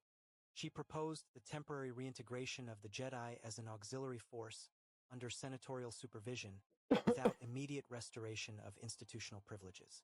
Mas Amedda opposed it with a vehemence that revealed how greatly the proposal threatened him, invoking Palpatine's death and the danger of returning power to an organization that had acted outside institutions. It was a skillful speech, but Padme had done her work before arriving in that room. When the vote was opened, the numbers came in with a consistency that Amedda could not stop. The majority voted yes. The Jedi returned to operating, and the difference was immediate. Anakin coordinated operations with a systemic vision that impressed even the Republic's generals, choosing where his presence would make the greatest strategic difference and allowing the other masters to operate with genuine autonomy in the secondary theaters. Mace Windu acted on the core front with an efficiency that showed the years of exile had in no way diminished his capacity. Obi-Wan worked in the mid-rim sectors with the patience and precision that had always defined him. And gradually, mission by mission, system by system, the tide turned. The decisive shift was not a single dramatic moment, but a series of moves built one upon another over months, each victory creating conditions for the next. When the last great separatist stronghold fell and the leadership of the movement accepted to negotiate the formal cessation of hostilities, there was one name that appeared repeatedly in reports and transmissions throughout the galaxy. The name of a man without official title who had been present at the decisive moments with a consistency that could not be explained by talent or training alone. The Force had acted through him in a way that required no debate. The Chosen One had fulfilled what the prophecy foretold, not in the way anyone had imagined, but in the only way that had been possible. The Galactic Senate voted the return of the Jedi 3 months after the formal end of the war. Amedda had been investigated and removed from office during the final period of the conflict, when documents linking his administration to Palpatine's original plans came to light through an investigation conducted by Bail Organa with patience and determination. Without him, the opposition to the Jedi's return fragmented, and the vote was approved by a margin that surprised even the most optimistic. The ceremony of return to the temple on Coruscant took place on a clear afternoon, with a Jedi presence smaller than it had been before the war, but which carried something the old body had not always possessed: the experience of having survived exile and chosen to return not out of institutional obligation, but out of conviction. Yoda was not among those who returned. Obi-Wan had transmitted to Dagobah personally, and the eldest master listened to everything in silence before responding with a serenity that was not defeat, but discernment. Ended, my time has. What comes now belongs to those who remained standing. Obi-Wan did not insist. The election of Anakin Skywalker as Grand Master was not unanimous, but it was clear. Mace Windu was the first to propose the name, which silenced the room for a moment before Obi-Wan seconded the nomination with a composure that made clear he was not surprised. There was debate and legitimate questions about precedence, about what it meant to have a Grand Master who had been expelled from the Order and who had a wife and children. Anakin answered each question with skill and without defensiveness. When someone raised the matter of his marriage to Padme, he said that the Order returning to the temple did not need to be identical to the one that had left it, and that perhaps part of what had failed before was precisely the distance between what the Jedi professed about compassion and what they allowed their members to live. Mace Windu, hearing this, tilted his head slightly, and those who knew him knew that gesture was the closest he came to publicly agreeing with something that had cost him dearly to accept. The vote was conducted, and Anakin Skywalker was elected Grand Master. Obi-Wan was at his right hand when the results were announced, and said quietly, with a smile that carried pride and relief in equal measure, "Grand Master." Anakin looked at him for a second, nodded, and then turned to the assembled masters and began to speak. In that room, as his voice echoed among the seats of the renewed council, Anakin Skywalker finally understood what the prophecy had always meant. Balancing the Force had never been a matter of destroying one side or the other. It had been a matter of integrating what was broken, of bringing back what had been lost, of building something true upon the ruins of what had failed. He had arrived at the Order as a boy afraid of losing everything, had left it as a broken man, and had returned as something no title could fully describe. Outside, in some apartment on Coruscant, Padme was putting Luke and Leia to sleep. On Dagobah, an old master closed his eyes in peace, and in the Jedi Temple, for the first time in a long time, there was light. Aww. Honestly, based as fuck. I'm gonna try to make sure everything is in order here.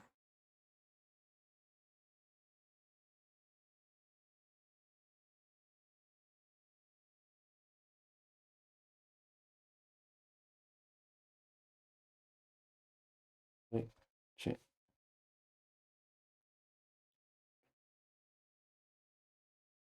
Keep on drawing on the wrong layer.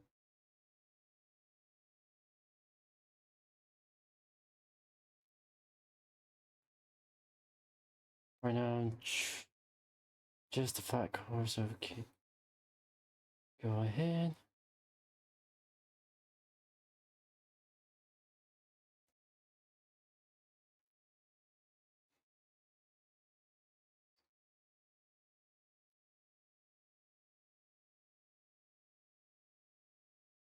All right. Yes.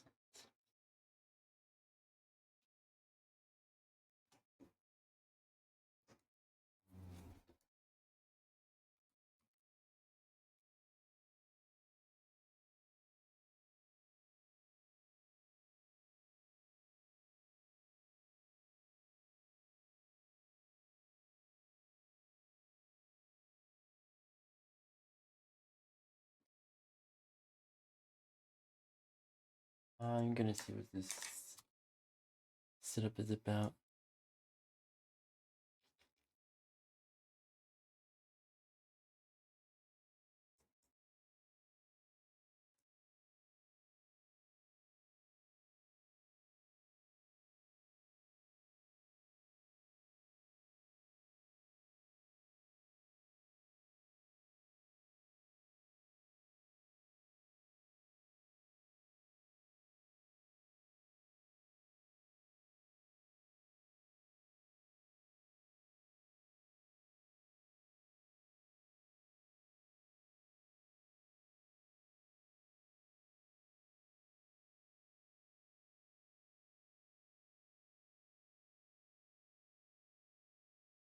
All right. I figured what that was about, but I'll figure that out later.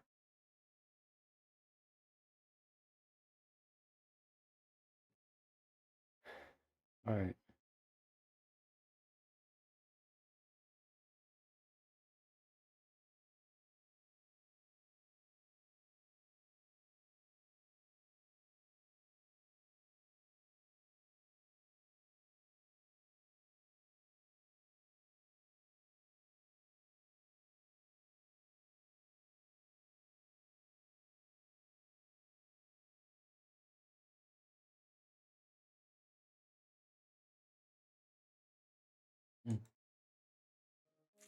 All right.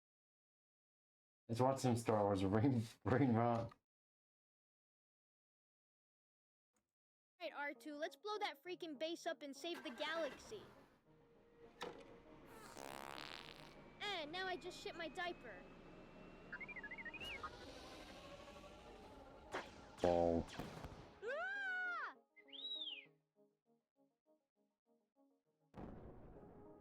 Let me handle the talking. I'm a playboy.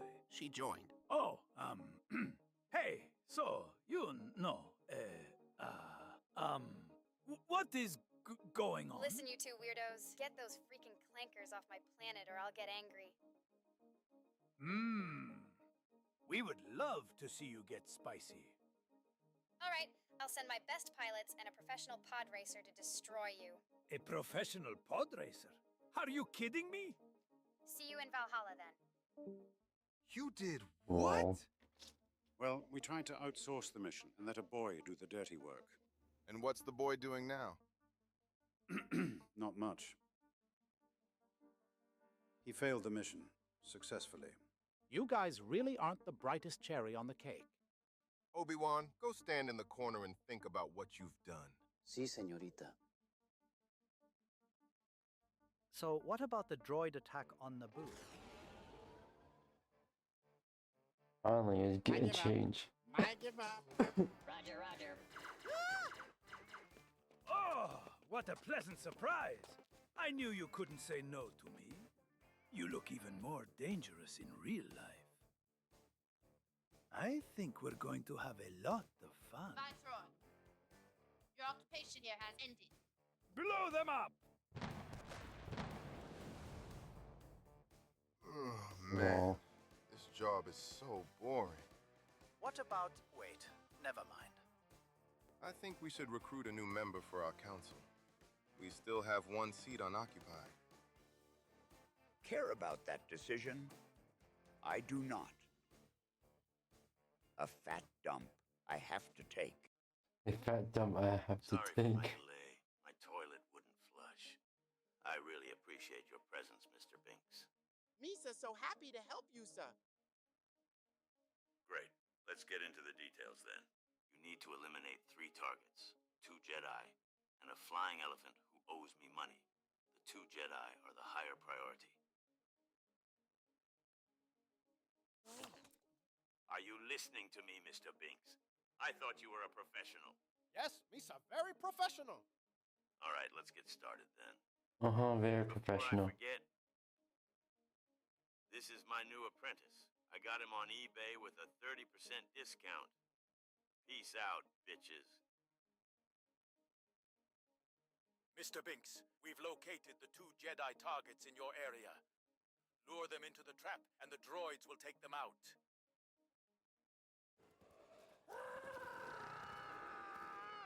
Help! Help! Misa need help! I'm coming, stranger! Come on, hop on me!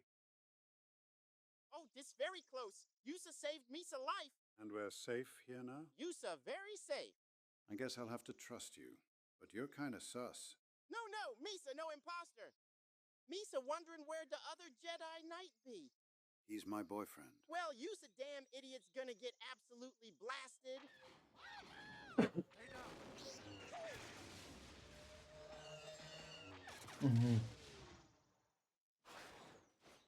Lol. Lol. Oh my I god. can't believe we're being hunted by... Hold on. Gangster Jar Jar Binks is real. Gangster Jar Jar Binks cannot hurt you. Gangster Jar Jar Binks.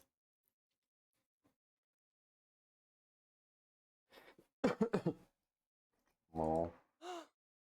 Obi-Wan, I can't believe we're being hunted by a freaking frog. Misa gonna claim that juicy bounty of Yusa's smelly maggots. Thank God. I think we managed to lose him. Surprise, motherfuckers!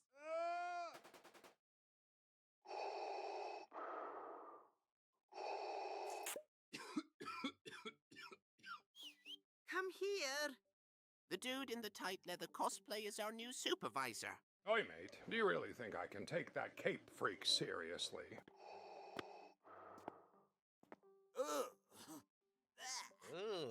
What's up, dude? Can you show me the wallpaper design for my new room? Sure, my lord. This is design number 1. Oh yeah, this looks badass. This is design number 2. Wait, no. Where is... My lord, we ran into some technical difficulties. Please try again later, Vader. General Veers, you are fired. Okay, assholes. Oh man, I love my job. This sunset is so beautiful. It's actually night outside. Night outside? I think you guys must be seeing stars or something. You know, at night it's darker than outside. You're a smart one.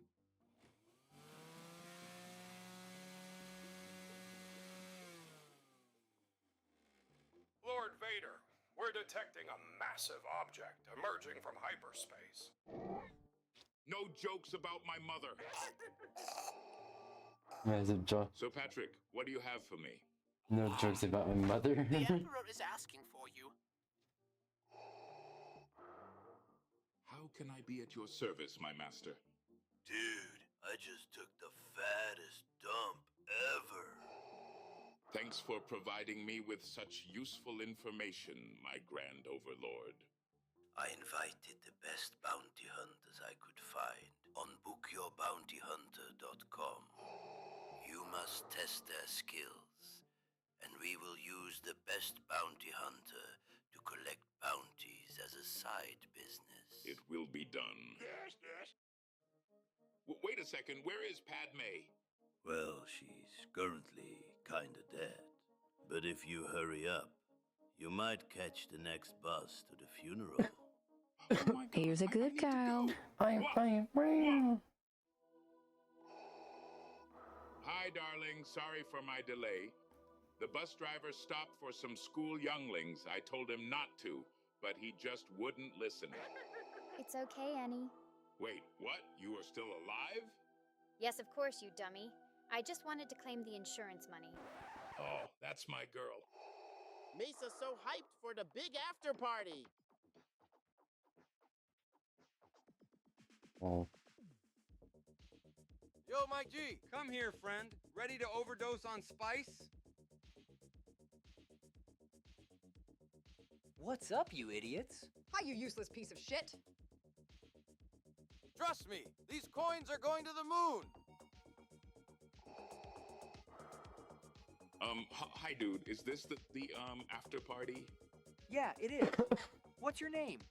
My name is Darth Vader. I mean, Dave Walter. Oh man, good one. Come on, you two. Jar Jar wants to take a group photo of us. Follow us, Dave. Okay. Maybe it isn't too bad being among the rebels. Everybody say cheese. Cheese. Cheese.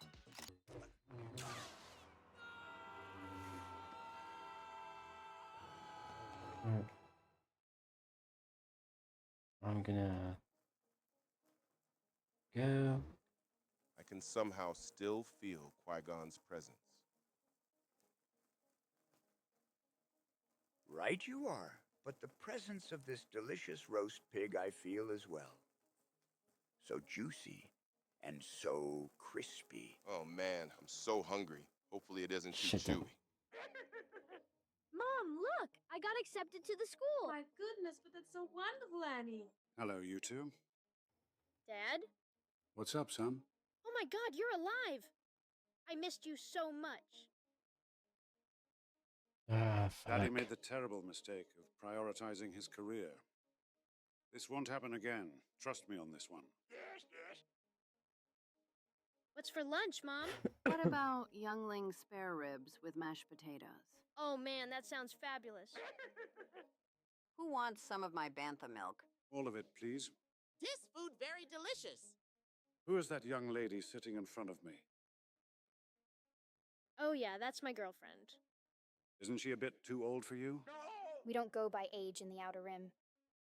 Let's just hope Yoda doesn't get wind of that. Oh no. Okay, I'm going to do. Dad, I'm so glad you're back home. You have no idea how much I missed you. Qui-Gon, are you up for a lightsaber fight in bed? And you have no idea how much I missed that. Be brave. Don't bully too many younglings. I try my best, Mom. All right, dude, the school is waiting.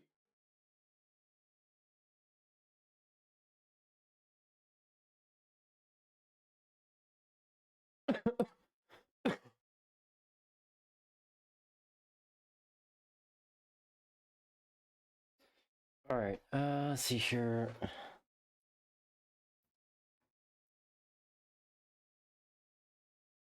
Legs.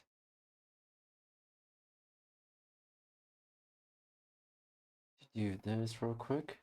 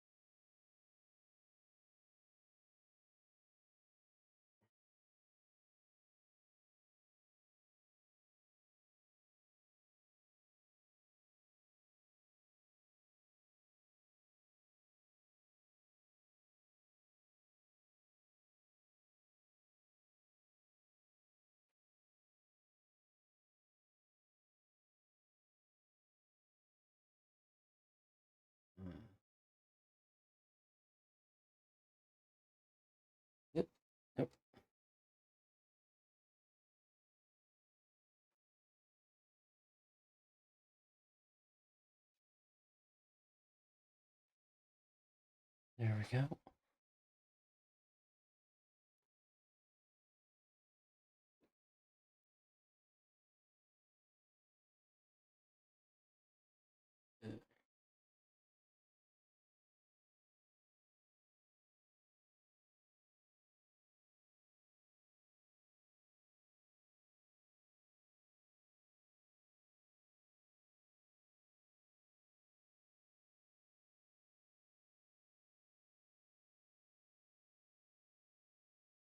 Amen.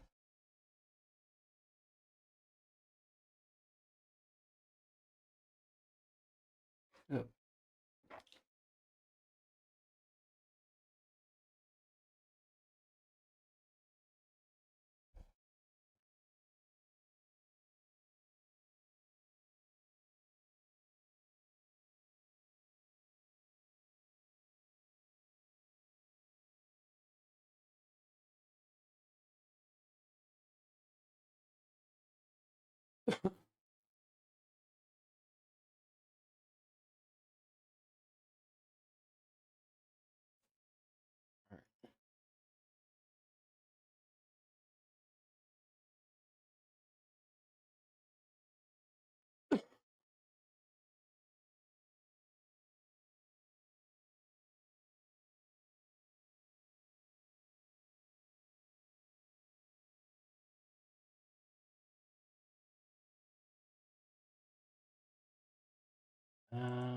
Come on.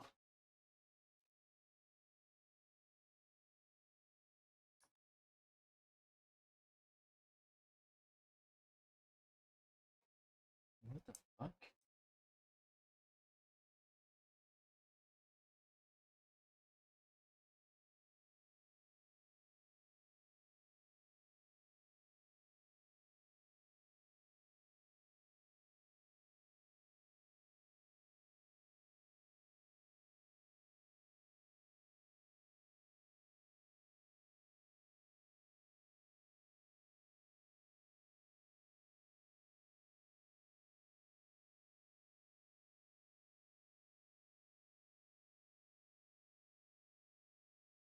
Alright.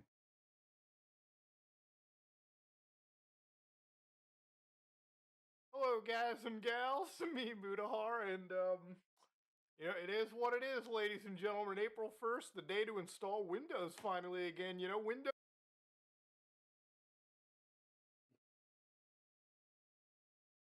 11, going back to it. Enough LARPing as a Linux user, ladies and gentlemen. You know, simple today. I woke up, got myself a little gun, decided to shoot my computer. Hey, yo. Almost fucked around with a TOS there, didn't we? But I decided to shoot my computer in the goddamn legs, figuratively speaking, of course. And I considered that, you know, I missed the days where my operating system was bloated. I missed the days where I had to install digital Ozempic and debloat the entire system so that I could gain the extra performance that I would lose. Because there was a lot of features that Windows had that I was really just missing, ladies and gentlemen. One of those particularly was Copilot. You know, I miss my little brain dead Clippy. I miss my little short bus pal. I figured, you know what? If I'm going to use a computer, I'm going to use it agentically. Ladies and gentlemen, I figured, you know, at the end of the day, why use an open source system when I can pay a license to Microsoft and get rid of that creepy little purchase tab in the bottom right? That's where my mind was at. No, in Harlow has reality, lost his ladies and sanity. gentlemen, as you can imagine, you know, for anybody that isn't from the Americas, for anybody that doesn't celebrate, you know, April 1st or April Fools, it's actually one of my favorite holidays. The only day of the year where you cannot trust anything on the internet and you are allowed to do internet misinformation and some shenanigans.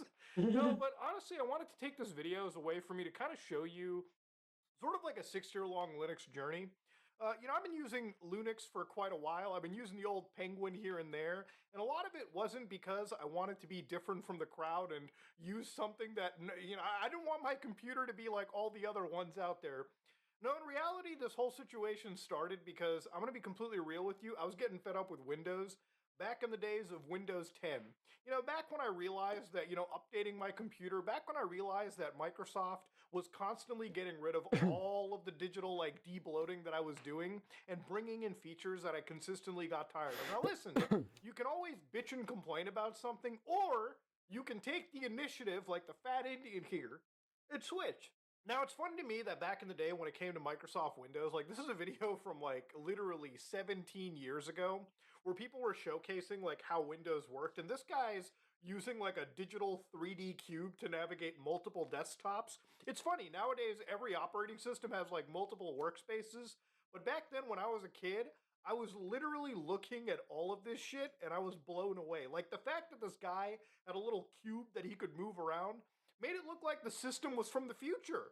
You know, back in the day, you had little cool desktop effects like this, which would unnecessarily consume your memory, graphic memory, which was pretty sparse at the time. You would have shit like this and it would blow me away.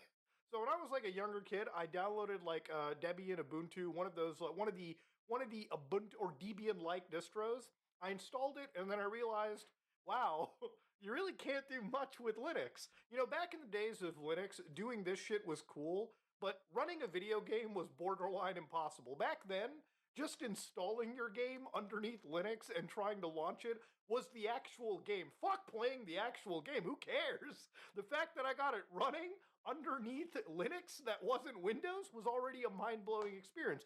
Using Linux and trying to navigate basic things felt like doing arcane magic probably over 10, 12 years ago. Now, the reason I talk about this is because everybody that I mention this stuff to now, they always say, Alright. Linux is super difficult, Muda. If I have to open up that terminal one more fucking time, I'm not using it. People get scared of shit like this. People get scared of typing things into the terminal. And for me, I really never understood that. I never really got that. It's just, listen, at the end of the day, things can be a little bit different. And even when it comes to Linux, bitch, you don't gotta use the terminal. There's a GUI thing for basically everything these days. Now, one of the things that like really got to me about it too is like, obviously nowadays when it comes to gaming, I play a lot of older titles like Commandos, for instance. And it's just interesting to me that when it comes to older Windows titles, running them through Wine underneath Linux just gives me better compatibility than sometimes running them directly underneath modern versions of Windows. And a lot of that just comes back with compounded updates and like compounded like a history of code, a history of code, a history of patches, and a history of work that has been done through Wine for years, which is the tool we use to run Windows programs translated directly to Linux. That just allows me to run older games pretty well, and it's so easy on Linux now that even running games like Crimson Desert, which launched literally a couple weeks before, a cutting-edge game with cutting-edge graphical techniques runs completely underneath Linux without an issue. And I was reading literally a few weeks ago that, I don't know, there was like an NVIDIA update underneath Windows that started causing issues. And it made me realize that we're at a point where literally having, updates and feature updates, driver updates in Linux have gotten to a point where even cutting-edge releases, like cutting-edge distributions like CachyOS, have ironically felt stabler than Microsoft Windows, at least in my personal experience. You know, the only real gaming thing that's kind of left, to me at least, and this goes for most like remaining Windows software, are things like anti-cheats or the, small amount of professional stuff that exists that does require Windows. So for people that need CAT software, for people that need the Adobe editing suite, obviously Windows is kind of one of your only options, or you can go buy a Mac. But when it comes to things like anti-cheat games like Call of Duty, God forbid, Battlefield, or games like Marathon that I'm kind of into recently, you do need kernel-level anti-cheat. Unfortunately, Linux does not really do that. Even though it's interesting that now you've got, actual efforts from EA, where apparently they've got a senior anti-cheat engineer, and down over here they're mentioning, hey, listen, we gotta chart a path for the anti-cheat to support hardware and OS in the future, like Linux and Proton. You know, it's interesting that years ago, companies wouldn't even acknowledge things like Linux. And now it's to a point that, because of Valve, because of the Steam Deck, and a lot of people just kind of jumping ship, companies are kind of starting to consider it. You know, that user base is growing slowly but surely. You know, it's interesting when I make videos where I show people how to run Windows programs underneath Linux, they do exceptionally well. And I don't think it's because I'm necessarily an entertaining Indian, it's just because this Indian showed you how to run the fucking program. You know, it really isn't difficult for somebody to go to a website like Yeah, exactly. CashOS, download the actual desktop version, and just install Cash. So far with all this, obviously it took a little bit longer than I initially expected to. But I got the flat color, some of the actual line art redone in flat colors as well. And I'm pretty happy with it, really. This one, I could just...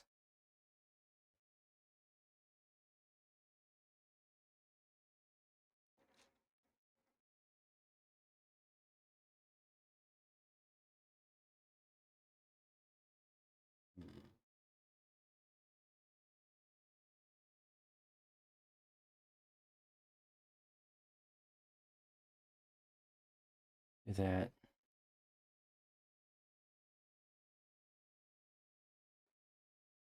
So base as fuck. Obviously, I'm gonna need to do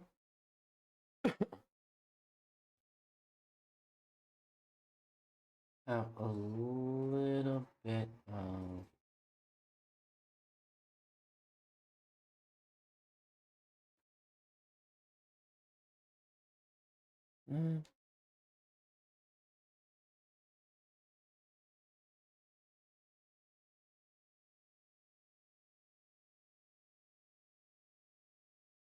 yeah. Try to make sure I'll line up correctly. Arm then there, and then start from there. There.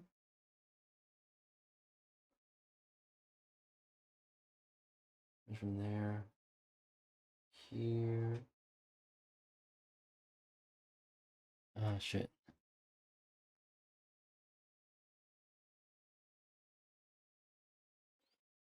From there, obviously.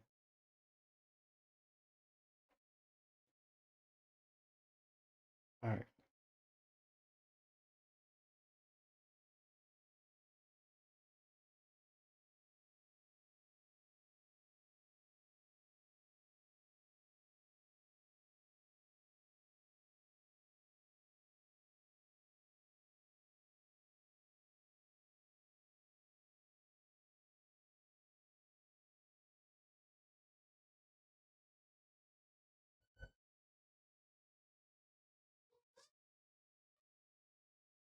Jesus Christ. Really use the eraser tool. No!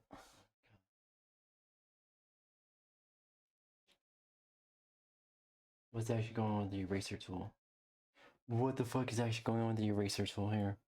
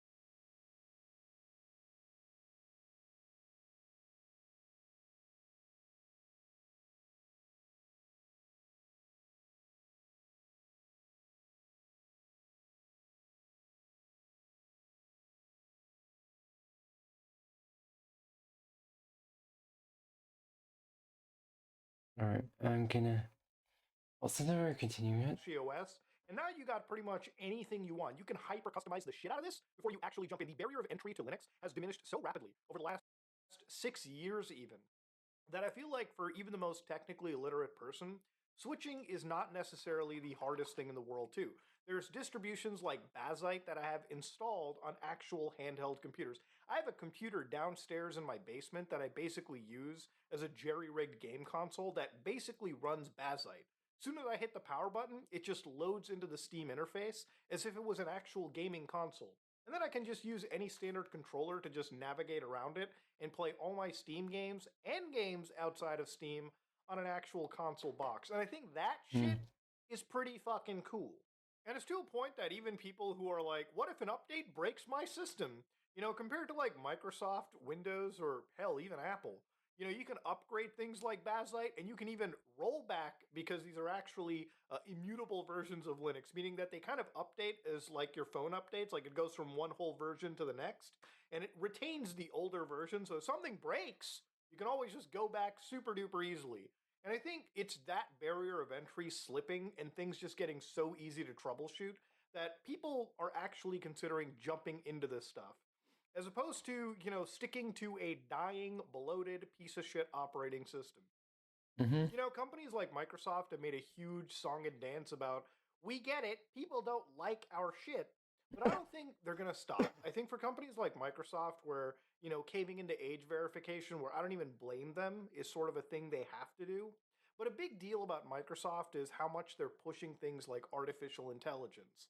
Now, this is going to be kind of a hot take for people, but I think that artificial intelligence is unfortunately a box that you can't exactly close anymore. Right? It's like Pandora's box. It's a new technology. I don't think we're ever going to get rid of things like LLMs.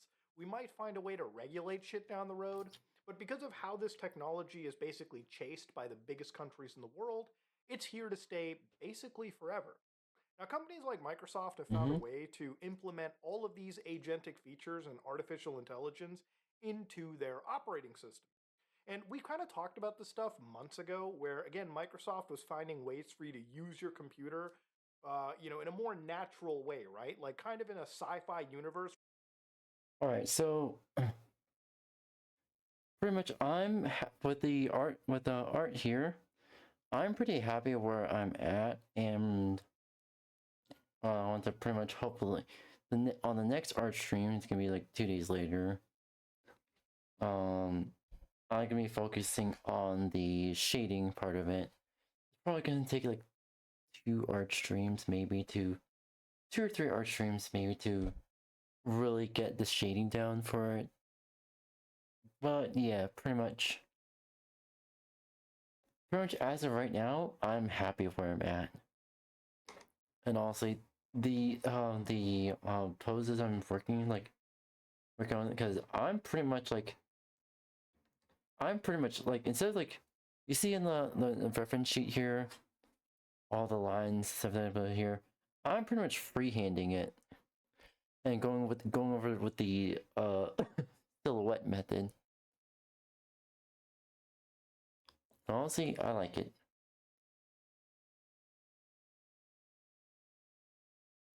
And I'm gonna do something special here. Yep.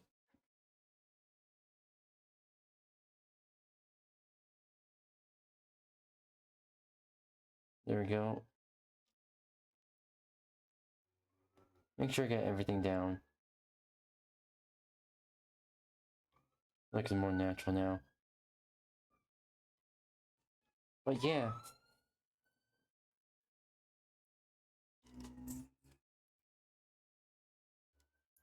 The shoe design there, I was originally gonna go with laces, because I wear laces, but like I can go with Velcro because it just reminds me of my childhood. Also because of Velcro is base as fuck.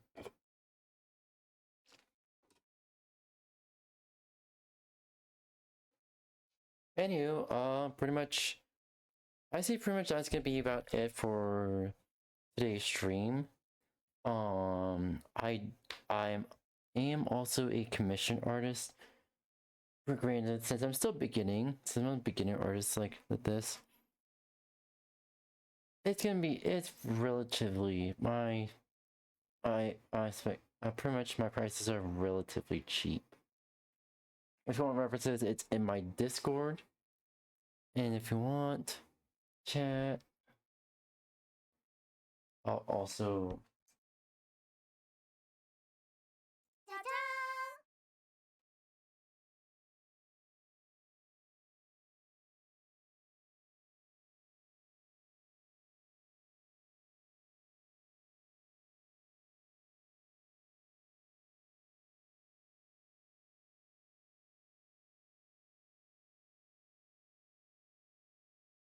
why is this? Oh my god. Seriously? Okay, there is something going on with YouTube. I swear to God. There's something going on with YouTube. I just realized, fucking hell. Yeah, I feel like there is something going on with YouTube. And I use stream elements.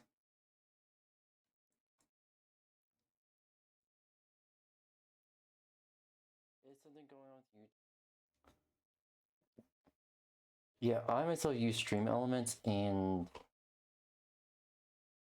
I don't know what's going on. Because for the past few streams, stream elements has been bugging out lately. Stream elements recently updated, but like the multi-stream part is a little bit broken. I mean, if anything, it should have been like, say, hey, we need you to sign into YouTube again, blah blah blah.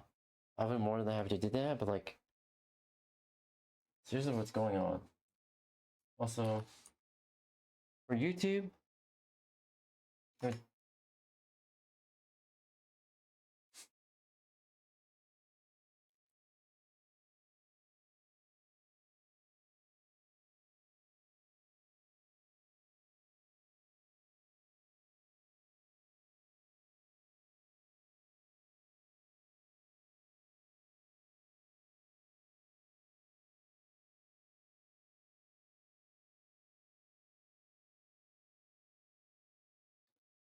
okay, our YouTube, okay, so I do have Nightbot for YouTube, but I think Nightbot is... Okay, there we go. There we go. So there's a little bit of a delay for Nightbot.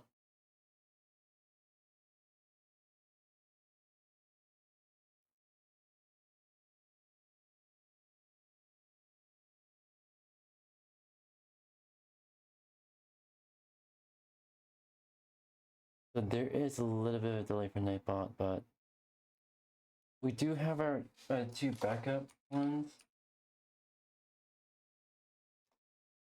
And we do have our Discord, which I'm gonna fix up what's going on with Nightbot for YouTube. But for Twitch,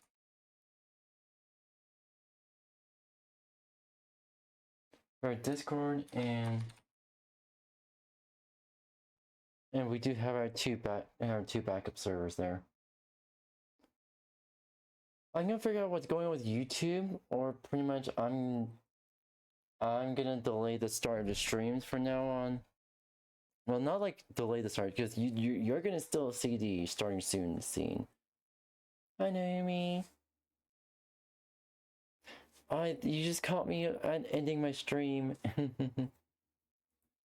But yeah, I'm gonna figure out what's going on with the YouTube, or if any case, probably like while you're still staring at the starting soon screen, I'm gonna be making sure everything is the correct. It's the correct title. Everything is all good to go. Pretty much make sure the bots are working, and pretty much I also like, I guess, like take a little bit more time in starting the stream.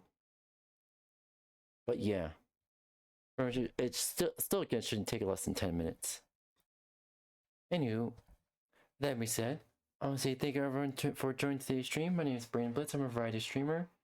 I stream lots of video games, chat, suggest me as well as I draw art, and hopefully I'll be doing 3D modeling for you guys for chat here soon. And that being said, I gotta get going now, Blitzies. Bye bye, matinee.